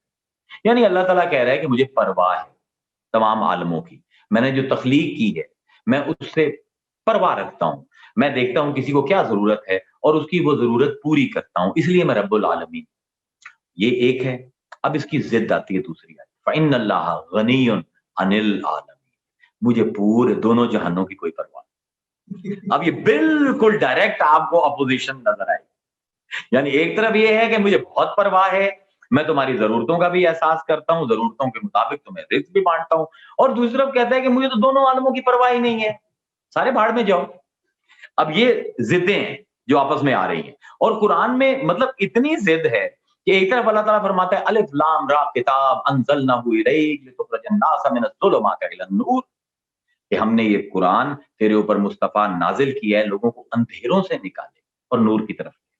یعنی سراسر یہ خود کہتا ہے ما ہوا شفاء و رحمت للمؤمنین, یہ ماں سوائے شفا کے اور رحمت کے یہ کتاب اور کچھ بھی نہیں. تنفع المؤمنین, مومنوں کے لیے نفع ہے, اور ساتھ ہی کہتا ہے وما یزید الظالمین الا خسارا, اس قرآن کا تو کام ہی یہی ہے کہ ظالموں کے نقصان میں اضافے کرے. یعنی ایک طرف آپ کو قرآن جب آپ پڑھتے ہو تو آپ کو لگتا ہے کہ اس کتاب میں نفع ہی نفع ہے, اور پھر ایک ہی آیت میں یضل بہ کثیرا و یہدی بہ کثیرا, اسی قرآن سے میں ضلالت بانٹتا ہوں، گمراہی بانٹتا ہوں، اسی قرآن سے میں ہدایت بانٹتا ہوں. یعنی آپ دیکھیں اجتماع ضدین کیسا ہو رہا ہے ایک ہی آیت کے اندر. پورا قرآن آپ جتنا جتنا پڑھتے جائیں تو آپ کو یہی نظر آئے گا کہ یہ ماں سوائے اجتماع ضدین کے یہ کتاب اور کچھ بھی نہیں. یعنی خود قرآن کی اگر آپ کمپوزیشن دیکھیں تو ایک اس کی شان نزولی ہے، ایک ترتیب نزولی ہے اس کی، اقرا جس میں پہلے آ رہا ہے، اور جب اس کو ترتیب دیا ہے تو اس کی ضد میں ترتیب دی ہے. پھر اس کی ترتیب جو ہے وہ توقیفی ہو گئی ہے کہ جیسے مرضی آئی ہے ہمارے بندے کی ترتیب ہم نے اس سے کروائی. یعنی اگر آپ نازل کر رہے ہیں ایک کرونالوجیکل آرڈر میں تو اسی میں کیوں نہیں اس کو آپ کتابی شکل میں دے رہے ہیں؟ یعنی یہ یہاں پر پھر ایک ضد آ رہی ہے. یعنی اس کتاب کی ایون تشکیل کے اندر ضد پائی جاتی ہے اور پائی جانی چاہیے کیونکہ انفینٹی کا کلام ہے. ہم جو کہتے ہیں کہ قرآن کے معنی کبھی بھی ایگزاسٹ نہیں ہوں گے، یہ ہر مفسر اپنی تفسیر میں لکھتا ہے کہ جی لامحدود خدا کا لامحدود کلام ہے اور مجتہد سے لے کر عامی تک قیامت تک اس سے مختلف مطالب اخذ کرتے رہیں گے. بھائی کیوں کرتے رہیں گے؟ کیوں کرتے رہیں گے؟ اس کی وجہ یہ اپوزیشن، اس کی وجہ یہ اپوزیشن ہے. اور ہمارے جتنے بھی مسالک بنے ہیں اسی اپوزیشن کی وجہ سے. اگر آپ برا نہ منائیے تو میں کھل کر یہ بات کر دوں کہ آپ جتنے بھی مسلک ہیں جو بات وہ کرتے ہیں اس کی ضد بھی قرآن میں پائی جاتی ہے. اب وہ مسلک جب بنتا ہے تو ضدوں والی آیتیں اگنور کر دی جاتی ہیں اور سپورٹنگ آیتیں جو ہیں ان کو سامنے کر دیا جاتا ہے. اس لیے جتنے بھی مسالک ہیں جو آپ ان سے جب بھی بحث کر لیں کوئی نہ کوئی آپ کو قرآن کی آیت ان کے عقائد ان کے نظریات کے خلاف مل جائے گی. وہ پلیس نہیں کر سکے اس کو. یعنی ہوا یہ ہے کہ اصل میں قرآن ہمارا ہورائزن جو ہے ہمارا ضرب بہت براڈ کرنا چاہتا تھا کہ ہمارے اندر ایک دوسرے کی ایکسیپٹیبلٹی اور ایک دوسرے کے لیے ٹالرنس اور ایک دوسرے کے لیے مطلب اگر ایک چیز کو میں اس طرح سمجھ رہا ہوں تو کوئی اور اس کو اس طرح بھی سمجھ سکتا ہے. وہ ظرف میرا بڑھانے کے لیے قرآن نے یہ کیا. لیکن ہم سارے کے سارے اپنے ہدف سے دور ہو گئے اور ہم نے اپنے مسئلوں کو کی ترویج کے لیے وہ آیتیں اکٹھی کر لیں، حدیثیں وہ اکٹھی کر لیں جو ہمارے عقائد اور نظریات کو سپورٹ کرتی ہیں، اور جب ان کی اپوزٹ کوئی آیت بیان کر دی جاتی ہے ان کے مخالف تو اس کی تعویل ہم نے شروع کر دی. یا تو پھر سارے قرآن کی تعویل کیجیے یا پورے قرآن کو لفظاً لیجیے، یہ تو بڑی زیادتی ہو جائے گی. اس لیے جب ابن العربی نے کہا تھا کہ لا مذہب لصوفی، صوفی کا کوئی مسلک نہیں ہوتا. صوفی ایک عقیدے میں ایک نظریے میں زیادہ دیر ٹھہر ہی نہیں سکتا. کیوں نہیں ٹھہر سکتا؟ قرآن اس کو ٹھہرنے ہی نہیں دیتا. ایک طرف الحمدللہ رب العالمین ہے اور دوسری طرف جو ہے غنی عن العالمین ہے، تو وہ اس کو تو پریشان ہو جائے گا کہ یار یہ مجھے میرے بارے میں اللہ کو کوئی فکر ہے بھی یا نہیں ہے. ایک وقت تو بڑی فکر ہے اور ایک طرف بالکل بے فکر ہے. اب قرآن کی آپ اپنی کمپوزیشن لنگوسٹک کے حساب سے دیکھیں. خود قرآن کہہ رہا ہے هو الذی انزل علیک الکتاب فیہ آیات محکمات، ہم نے یہ کتاب تجھ پر نازل کی ہے مصطفیٰ جس کے اندر محکم آیتیں. محکم کیا ہے؟ کہ جو اپنا مطلب فوراً باہر نکال کے دیتی. لیکن ساتھ ہی کہتا ہے وَأُخَرُ مُتَشَابِهَاتٌ، اور کچھ ایسی ہیں کہ جن کے مطلب ظاہر ہی نہیں ہوتے، وہ تمہیں شوئے میں ڈال دیتی ہیں. یعنی اب ایک ہی کتاب ہے یا، اور کہتا بھی یہ ہے کہ محکمات کے بعد کہتے ہیں ہن ام الکتاب، اصل کتاب یہ ہیں جو محکم آیتیں ہیں، لیکن اخر متشابہات، کیونکہ میں نے اگر واضح آیتیں دی ہیں تو پھر میں نے کنفیوزنگ آیتیں بھی دی ہیں کیونکہ وضاحت کی اپوزیشن جو ہے کنفیوژن ہے. So you have to understand the composition of the whole of the book is on opposites. مطلب ایک طرف کہہ رہا ہے کہ میں نے یہ کتاب صرف ہدایت کے لیے بھیجی ہے، ایک طرف کہتا ہے کہ اسی کتاب سے میں نے گمراہ بھی کر دینا. ایک طرف کہتا ہے، اب this is like a classic case and I know you're going to enjoy it، کہ اللہ تعالیٰ فرماتے ہیں ہر ایک چیز کا کہ وَعِندَهُ مَفَاتِحُ الْغَیْبِ، ہر غیب کی کنجی میرے پاس، مَا يَعْلَمُهَا إِلَّا هُوَ، اور غیب کو کوئی نہیں جانتا ماں سوائے اس کے. اور کہتا ہے کہ یعلم ما فی البر والبحر، جو جنگلوں میں پایا جاتا ہے اس کو بھی جانتا ہوں اور جو دریاؤں میں پایا جاتا ہے میں اس کو بھی جانتا ہوں. وما تسقط من ورقۃ، اور کوئی پتا نہیں ایسا کسی درخت پر لگا ہوا کہ وہ ٹوٹے الا یعلمها، ماں سوائے اس کے کہ میں اس کو پہلے سے نہ جانتا. मतलब क्या खूबसूरत, क्या पोएटिक डिस्क्रिप्शन अल्लाह दे रहा है कि कोई पत्ता नहीं किसी ऐसे दरख्त का कि कब उसने टूटना है, मेरे इल्म में ये पहले ही है। वला हब्बतिन फी ज़ुलुमातिल अर्द, और कोई ऐसा बीज नहीं है जमीन के अंधेरों में पड़ा हुआ कि मैं उसके बारे में ना जानता, उसने कब फूटना है। वला रतबिन वला याबिस, कब तक पत्ते ने सब्ज रहना है वो भी जानता हूं, कब उसने खुश्क होना है वो भी जानता हूं, और कब उसने टूट कर गिरना है वो भी जानता हूं। यानी इतना कॉम्प्रिहेंसिव नॉलेज है। और साथ ही कहता है अल्लाज़ी खलक़स समावाति वल अर्द, हमने आसमान और जमीन पैदा किए हैं, तबारकल्लज़ी बियदिहिल मुल्क व हुवा अला कुल्लि शैइन क़दीर। और फिर कहता है खलकल मौत वल हयात लियब्लुवकुम अय्युकुम अहसनु अमला, और मैंने मौत और जिंदगी इसलिए पैदा की है कि हम जान लें कि तुम में से कौन है जो अच्छे अमल करता है। यानी एक तरफ पत्ते का सब्ज होना, पत्ते का जर्द होना, पत्ते का टूटना, पहले वो बीज की शक्ल में जमीन में था, कब ये उगेगा, कब दरख्त बनेगा, कब इस पर पत्ते लगेंगे, कब तक वो हरे रहेंगे, कब जर्द होंगे, कब गिरेगा, वो भी जानता है। और ताकि हम जाने तो सही, हम आजमाएं तो सही। यानी परवरदिगार तो पहले ही सब जानता है, तो आजमाइश की क्या जरूरत है। अब ये आयतें बिल्कुल ऑपोजिशन में आ रही, तो पूरे कुरान का मिजाज ही ये है कि इसमें इख्तलाफ है, इसमें इसमें तजाद है, इसमें इख्तलाफ नहीं। अगर हम कुरान के इस सबक को हम उलमा, मतलब मैं तो अपने आप को आलिम नहीं कर जानता, लेकिन इस्लाम के उलमा अगर ऑपोजिशन को एम्ब्रेस कर लेते, ये मान लेते कि चीजें जिद्दों में हैं और हमने इस जिद को कबूल करना है एज इट इज, तो हमारे अंदर ये इख्तलाफ पैदा ना होता। और हमारे रसूल ने तो यहां तक कह दिया था कि मेरी उम्मत के उलमा का इख्तलाफ भी बायसे रहमत है। तो ये रहमत से जहमत तक का सफर हमने इसलिए तय किया है कि हमने जिद को एक्सेप्ट नहीं किया। यानी परवरदिगार का एक असूल है, फितरी असूल है कि परवरदिगार ने मुख्तलिफ मेदे कायनात में बनाए। एक चूंटी का मेदा फर्क है, एक चिड़िया का मेदा फर्क है, एक जो वेल है समंदर में उसका मेदा फर्क है। परवरदिगार ने उन मेदों के मुताबिक परवरदिगार ने कायनात में ग़िज़ाएं भी दी। रब है ना, हर मेदे के मुताबिक उसकी ग़िज़ा देता है। एक इंसान है, अपने इर्तिका की मनाजिल तय करता है। बच्चा है, बच्चे की खुराक और है, दूध पीता है माँ का। जब बड़ा होता है गोश्त खाना शुरू कर देता है, उसी बच्चे को आप माँ का दूध दोगे वो क्या कर देगा। तो जिस तरह मुख्तलिफ मेदों के लिए ग़िज़ाएं थी, इस तरह कुरान भी मुख्तलिफ इल्मी मेदों के लिए मुख्तलिफ ग़िज़ाएं रखता है। अब जब इख्तलाफ होता है तो प्रॉब्लम क्या होती है कि मैं कहता हूं जो तो मैं खा रहा हूं वो हलाल है और जो तुम खा रहे हो वो हराम। तो जब तक जिद रहे, जब तक तजाद की एक्सेप्टेंस रहे, तब तक झगड़ा नहीं होता। झगड़ा हमेशा तब होगा जब मैं आपके वजूद की तंसीख करना चाहता हूं, वो इख्तलाफ है। मैं अब आपको बर्दाश्त ही नहीं कर सकता। कौन isn't it this contradictory to hadith a purpose once came, दोबारा मुझे भूल गया, वो चला गया। चलें सब क्वेश्चन आवर्स में हम कर लेंगे। अब हदीस इन्होंने बयान की है तो हदीसों में इख्तलाफ देखिए। मतलब अब अभी कुरान की जिद्दें जो हैं उसको जरा समझ लें, फिर हम हदीस की जिद पर आएंगे। अब कुरान में अगर आप देखें तो एक तरफ अल्लाह कह रहा है लैसा लिल इंसान इल्ला मा सआ, इंसान को सिर्फ वो मिलेगा जिसकी वो कोशिश करता है।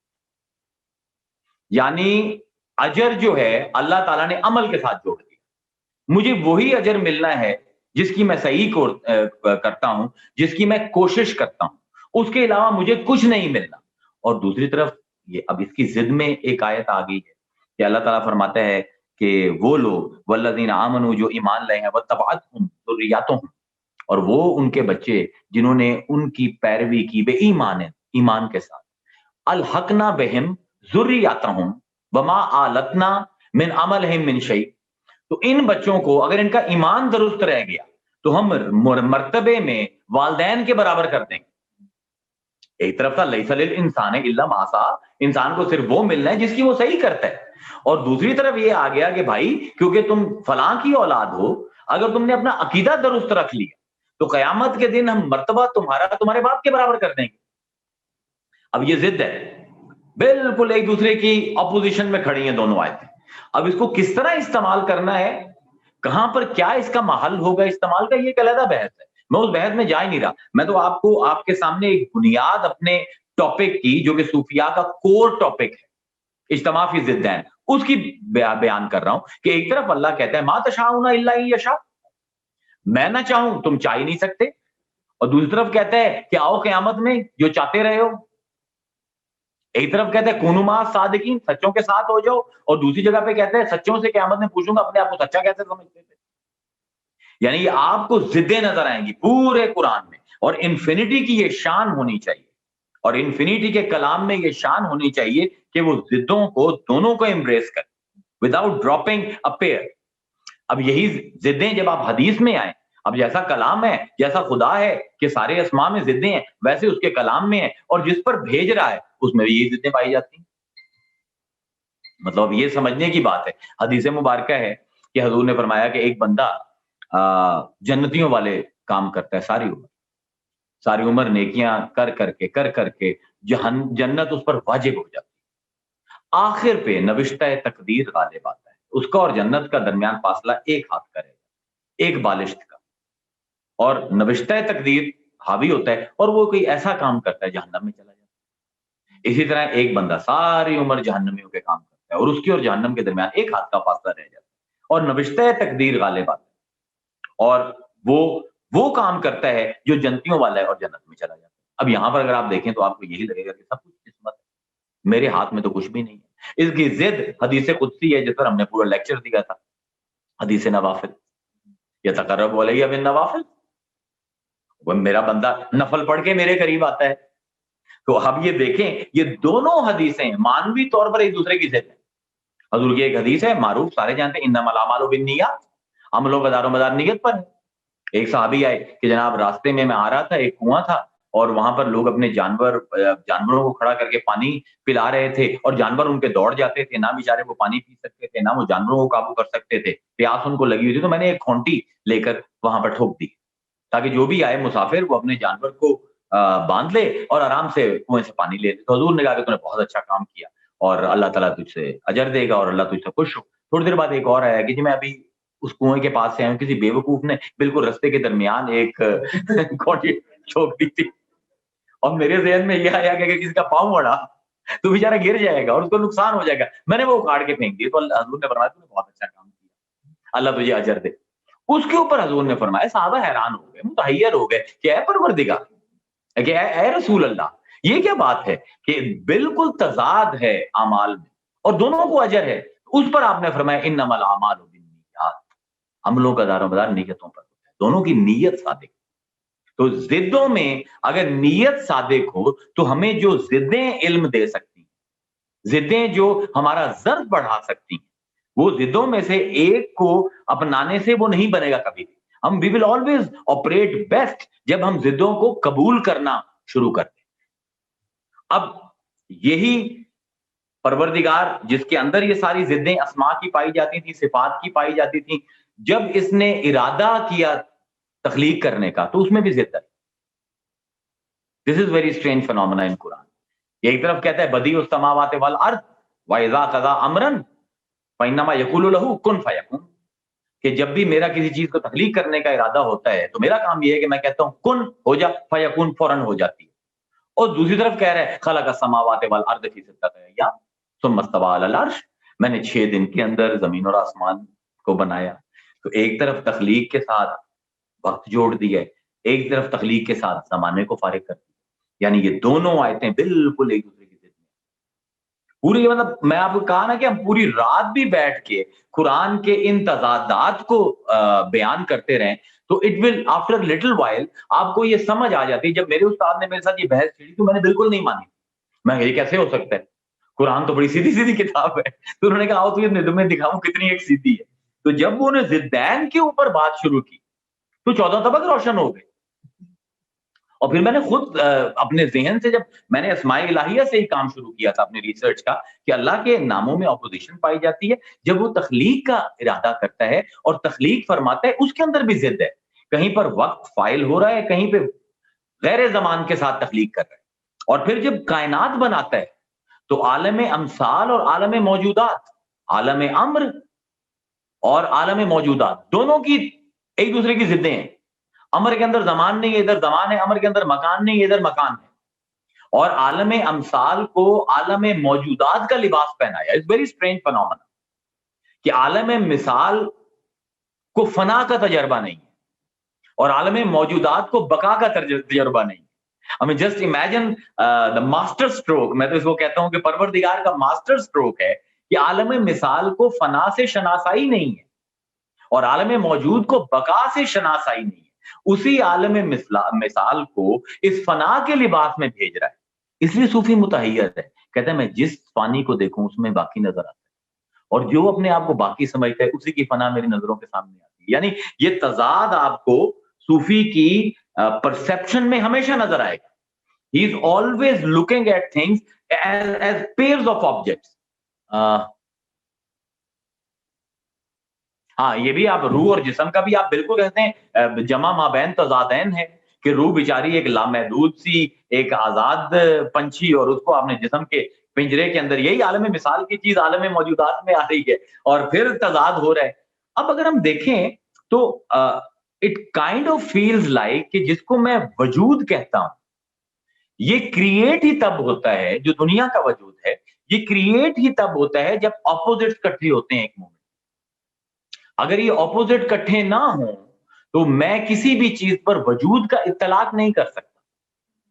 मसलन मैं अब कहता हूं कि मैंने एक दिन गुजारा, उस दिन के अंदर तजाद पाया जाता है। एक रात है और एक रोशनी का टाइम है, रोशनी और अंधेरा मिलता है तो मेरा एक दिन मुकम्मल होता है। यानी उसके अंदर उसकी तय में तजाद पाया जाता है और जिसको मैं एक वजूद का नाम दे रहा हूं दिन का, उसमें भी मैं ऑपोजिट्स को एक्सेप्ट कर रहा हूं। I am totally completely owning them, तभी वो मेरा दिन बन रहा है। और आप पूरी रूह और जिस्म का जिस तरह इन्होंने मिसाल दी वो भी बड़ी पर्टिनेंट है कि एक लामहदूद को महदूद के साथ जोड़कर जमा तजादैन करके परवरदिगार ने वजूद दिया है। और इसीलिए सूफी कहता है कि आरिफ कामिल वो है जो अपना मौजूद होना बगैर अपने वजूद के डिस्कवर करे। इसी को नफी इस बात कहते हैं। यानी वो कहते हैं कि अल्लाह ताला ने, यहां पर बड़ी खूबसूरत मुझे मिसाल शहाबुद्दीन सोहरावर्दी की याद आ गई कि अल्लाह ताला ने जो हमें वजूद बख्शा है इसकी हकीकत क्या है। तो वो मिसाल ये देते हैं कि अगर आप लोहा लें और लोहे को आग का कुर्ब दे दें तो लोहा थोड़ी देर बाद गर्म हो जाएगा और उसमें अंदर वही सिफत आ जाएगी जो आग की। अब उसको मैं आग कहूं या लोहा, अगर लोहा कहूं और उसको मासूमियत में पकड़ लूं तो मुझे जला देगा, और अगर उसको आग कहूं, उसको थोड़ी देर में दूर कर दूं आग के साथ तो अपनी हालत असली में वापस आ जाएगा और फिर मैं उसको पकड़ सकता हूं। ना मैं उसको कह सकता हूं लोहा उस हालत में, और ना ही मैं उसको कहता हूं आग। और इसकी वो बड़ी खूबसूरत उन्होंने नफीस मिसाल दी है कि अमले रंगरेजी जो है, डाइंग का art, you know when you want to get your आपका कोई कमीज है और अब सफेद रंग की, आप उसको काला करवाना चाहते हो, आप डायर के पास ले जाते हो। तो अब शहाबुद्दीन सोहरावर्दी कहते हैं कि वहां पर चार चीजें पाई जाती हैं। एक रंगरेज जिसने डाई करना है, एक वो रंग जिससे डाई होना है, और एक वो कपड़ा जिसने डाई होना है, और एक सिफत रंगरेज जिसके फाल होने से वो रंग जो है उस कपड़े पर चढ़ना है। Fourth thing you have to understand, the Rangrez, the रंग जिसके ऊपर रंग चढ़ना है, और महारत रंगरेज, उसकी सिफत रंगरेज। तो समझाने की वो कोशिश ये कर ये रहे हैं कि सिफात हमेशा हकीकतन परवरदिगार के साथ ही रहेंगे, इसकी उसी की मलकियत है। लेकिन जिस तरह आग ने लोहे को फॉर टेम्पररी टाइम उसको वो अपना वजूद अनायत कर दिया था, इसी तरह ही परवरदिगार की सिफात जो है वो उस अल्लाह वो रंगरेज है जिसके पास अपनी सिफात का रंग है, और हमारे वजूद जो है वो जायजुल वजूद है, वो मुमकिनात हैं जो उस रंग को कबूल करते हैं। अब जब वो कपड़े पर रंग चढ़ गया है तो अब सवाल ये करते हैं शहाबुद्दीन कि उसको काला कपड़ा कहोगे या सफेद कहोगे। This is a important point that we have to understand. ये इज्तिमाए जिद्दैन है, ये इज्तिमाए जिद्दैन है कि जिस तरह वो कहते हैं بلے شاہ کہ اگر میں کہوں کہ یہ اللہ ہے تو عقل کہتی ہے نہیں نہیں یہ نہیں ہے وہ ہے. اس کے پاس جاؤں تو کہوں یہ اللہ ہے تو عقل کہتی ہے نہیں نہیں یہ نہیں ہے وہ ہے. تو میں کہتا ہوں کہ بھائی ابھی تو نے انکار کیا تھا اس کا. تو آخر کہتے ہیں کہ عقل متحیر ہو کے یہ کہتی ہے نہ یہ ہے وہ نہ وہ ہے وہ، یہ بھی وہ ہے وہ بھی وہ ہے. یہ وہی رنگریز رنگ، رنگریزی اور کپڑے. اور وہ بڑی خوبصورت ہمارے قادری مشائخ مجھے یاد ہے جوانی میں جب میں تھا تو ہمیں بات بتایا کرتے تھے کہ کیونکہ اللہ تعالیٰ کی صفات میں تضاد پایا جاتا ہے تو ان صفات کو جب عالم موجودات میں بھیجا گیا تو وہ جوہر اور عرض اتنی تیزی سے آپس میں مکس ہو، ضدیں اتنی تیزی سے آپس میں مکس ہوئیں کہ جس نے ان ضدوں کا تماشا دیکھنا چاہا وہ خود تماشا بن گیا. جس عقل نے ان ضدوں کو سمجھنے کی کوشش کی وہ خود ایسی متحیر ہوئی کہ زبان کھول کر حیرت زدوں کی قطار میں کھڑی ہے. یعنی آپ کو یہ سمجھنے کی ضرورت ہے کہ عقل کے بغیر میرا راستہ رب کی معرفت تک نہیں ہے. لیکن ایک مقام ایسا آنا ہے جب جمع ضدین ہونی ہے. جس طرح اس دن ہم نے بات کی تھی میرے خیال میں آپ کو یاد ہوگی کہ عقل کی عادت یہ ہے کہ وہ ضد کی نفی سے معرفت حاصل کرتی ہے. یعنی اگر صحت کو میں نے ثابت کرنا ہے تو بیماری کا نہ ہونا مجھے انکار کرنا پڑے گا کہ بیماری نہیں ہے. اگر میں نے رات کو ثابت کرنا ہے تو اس وقت دن نہیں ہے یہ انکار کرنا پڑے گا. لیکن جس عالم میں ضدیں اتنی تیزی سے آپس میں مل رہی ہیں اس عالم میں ایک وقت ایسا آئے گا کہ عقل متحیر ہوگا اور جب متحیر ہوگا تو وہاں سے سٹارٹ ہوگی سپرا ریشنلٹی، سپرا ریزننگ، کہ جو ضدوں کو ایک ہی محشر زمان میں، ایک ہی محشر مکان میں، ایک ہی آن میں، ایک ہی وقت میں قبول کرتی ہے. پھر جو اس نظر سے قرآن کو دیکھے، جو اس نظر سے رسول کو دیکھے، یعنی اس پر ہم جو اگلا ٹاپک اٹھائیں گے وہ رسول کی بشریت اور نورانیت کا اٹھائیں گے. یہ بھی جمع ضدین ہے. جو حضور کے بشر ہونے کا انکار کرتا ہے وہ بھی فارغ ہے اور جو حضور کے نور ہونے کا انکار کرتا ہے وہ بھی فارغ ہے. یعنی اجتماع فی ضدین کا سب سے خوبصورت کام یہ ہے کہ آپ نے ہوا لا ہوا، نہیں ہے، نفی اثبات، سلب ثبوت، اس سب کو ایک ہی وقت میں قبول کرنا ہے. یعنی ہمارے اندر جو پورا گھنٹہ ہو گیا، ہمارے اندر جو ایک پرابلم پائی جاتی ہے بحیثیت انسان. اب اللہ کا آپ نام ہی دیکھ لینا، اللہ کا نام ہم سے ریکگنائز کیوں نہیں ہوتا؟ اللہ کی ذات جو حضرت علی نے فرمایا کہ اللہ کی ذات کے بارے میں سوچنا بھی کفر ہے. Why is he saying that? You have to understand. کسی بھی چیز کی معرفت کے لیے علم اصول میں دو چیزوں کا ہونا ضروری ہے، اصل اور فصل. اصل جو چیز اس کی ہے، جو اس کے اندر پائی جاتی ہے، اور فصل جو چیز اس کو دوسروں سے جدا کرتی ہے. مثلا جب یہ زنجیر ہے، اس کی اصل لوہا ہے لیکن میں اس کو لوہا نہیں کہتا، زنجیر کہتا ہوں. تو اس کی اصل یہ ہے کہ یہ لوہا ہے لیکن اس کا کڑی دار ہونا، یہ حلقہ جو کڑی دار ہے مسلسل، اس کو یہ فصل ہے اس کی کہ ہے تو لوہا لیکن اب اس شکل میں آ گئی ہے. جس طرح انسان کی ڈیفینیشن فلسفے میں اگر آپ دیکھیں، الانسان حیوان ناطق، انسان حیوان ناطق ہے، انسان کی اصل حیوان ہے لیکن ناطقیت یہ عقل. اس لیے جب بھی anybody wants to criticise عقل، میں کہتا ہوں کہ بھائی پھر تمہیں جانور کہنا پڑے گا. اگر اس ناطقیت کو، اس عقلیت کی نفی کر دیں گے تو پھر آپ کو زیادہ سے زیادہ میں ایک حسین سا جانور ہی کہہ سکتا ہوں، اس سے زیادہ نہیں گردان سکتا.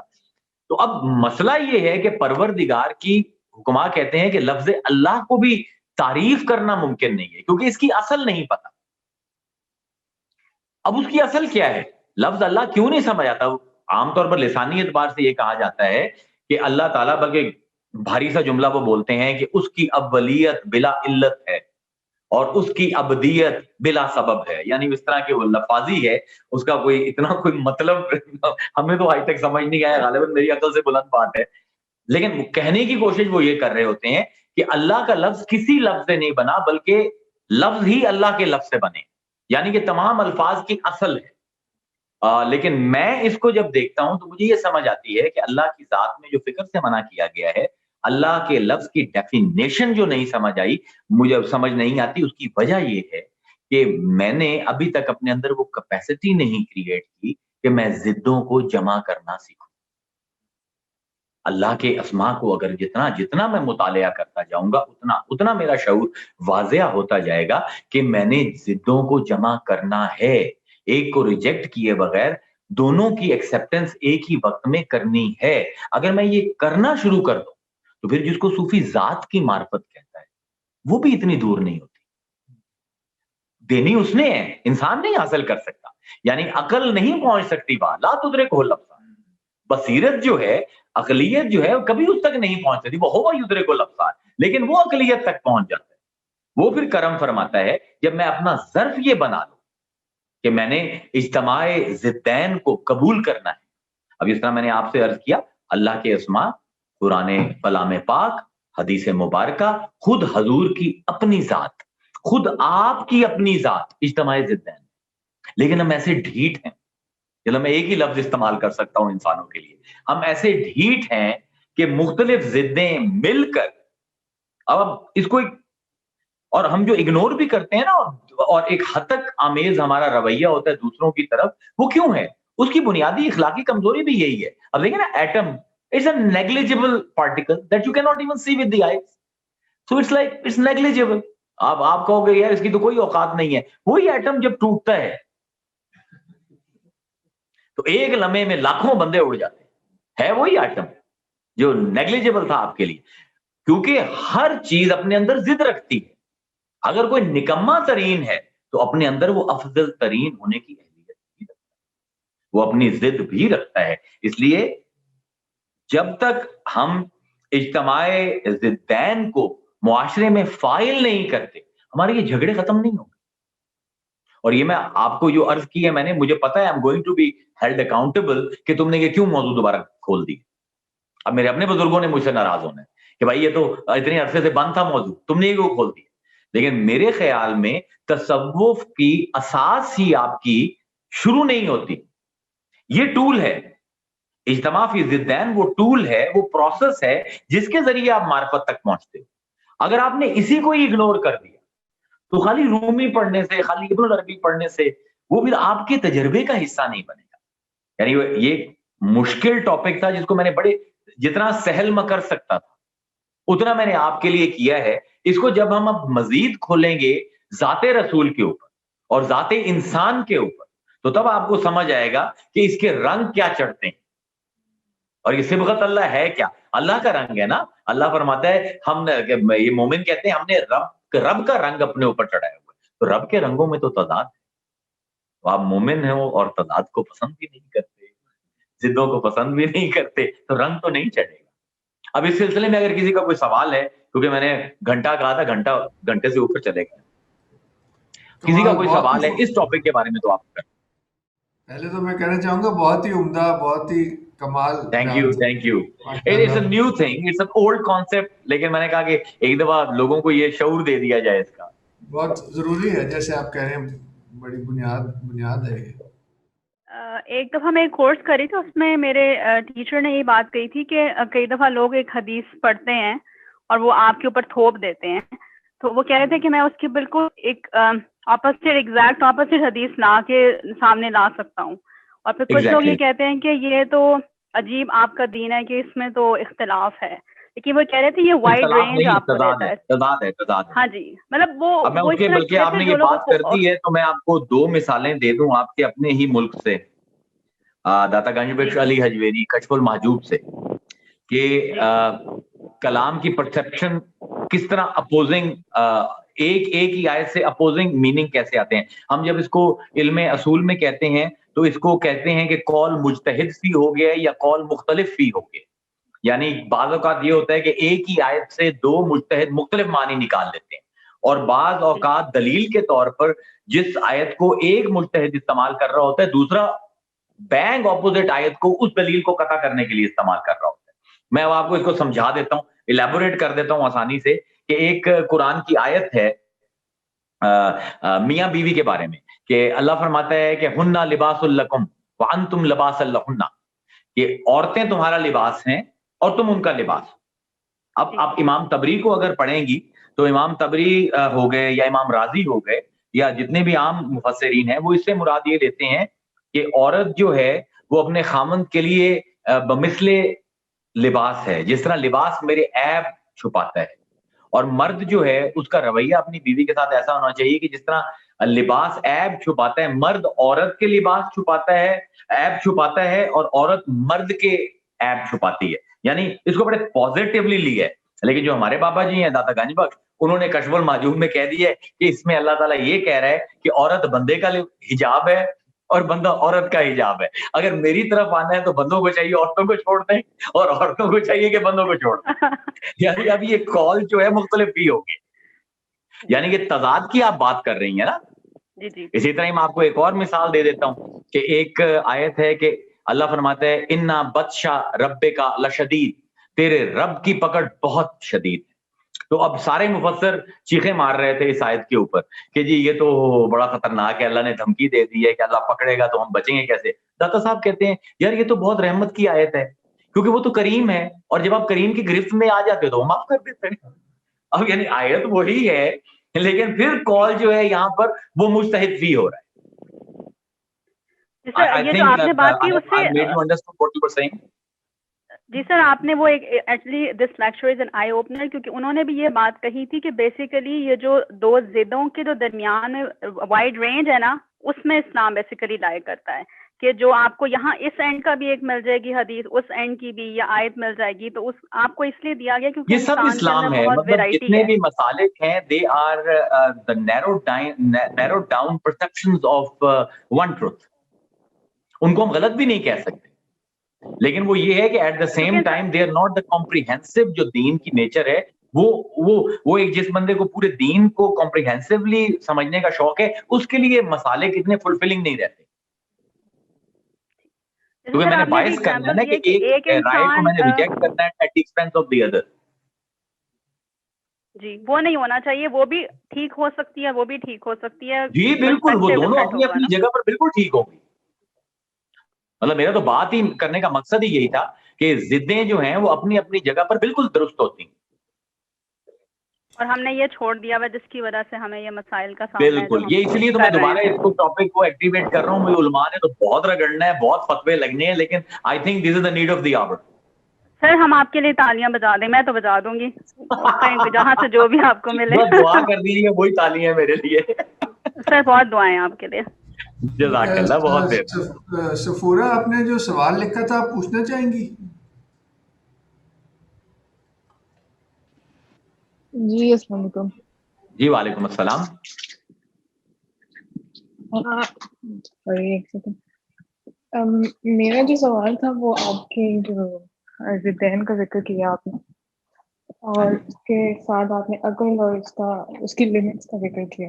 تو اکثر یہ چیز اس میں جو معراج کا واقعہ اس میں مطلب اس کی جب سمبولک میننگ بیان کیا جاتا ہے تو اس میں کہتے ہیں کہ جو حضرت جبرائیل علیہ السلام ہے وہ عقل کو سمبولائز کر رہے ہیں، اور خدا تک کا راستہ جو ہے وہ اس طرح مطلب اس سمبولک میننگ میں آ رہا ہے کہ عقل جی بالکل صوفیاء نے بعض صوفیاء نے اس کو اس طرح لیا ہے. بالکل لیا ہے جی. عقل اس لیکن تک عقل جو ہے وہ جب ہم اس کو کنکلوڈ کریں گے نا اس ٹاپک کو تو میں آپ کو سمجھاؤں گا کہ عقل جب تک بے عقل نہیں ہوتی تب تک دیدار نہیں ہوتا. اس کی جو فائنل معراج ہے وہ اس کا تحیر ہے. یعنی عقل خدا کو کبھی پا نہیں سکتی، عقل خدا سے کبھی ہم کلام نہیں ہو سکتی. اب گرامر آف لو میں ہم یہی ٹاپک اگلا جو اٹھائیں گے وہ یہی اٹھائیں گے کہ حدیں کہاں کہاں تک ہیں، جسم اور روح کی حدیں کہاں کہاں پہ ہیں.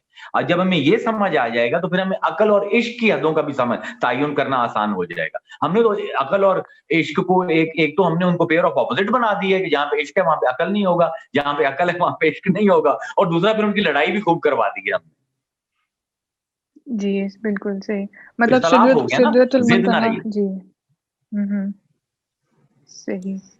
یعنی سدرۃ المنتہا سے آگے جو ہے میں نے قرآن سے اٹھائی ہے، آپ نے ذہن میں عقل کی ڈیفینیشن وہ رکھنی. مطلب جو عام فلسفی اور کلام میں جو عقل کی ڈیفینیشن ہے وہ نہیں، بلکہ حضرت علی کی کبھی کوئی ٹائم ہوگا تو ہم حضرت علی کی زبان میں عقل کو ڈیفائن کر دیں گے.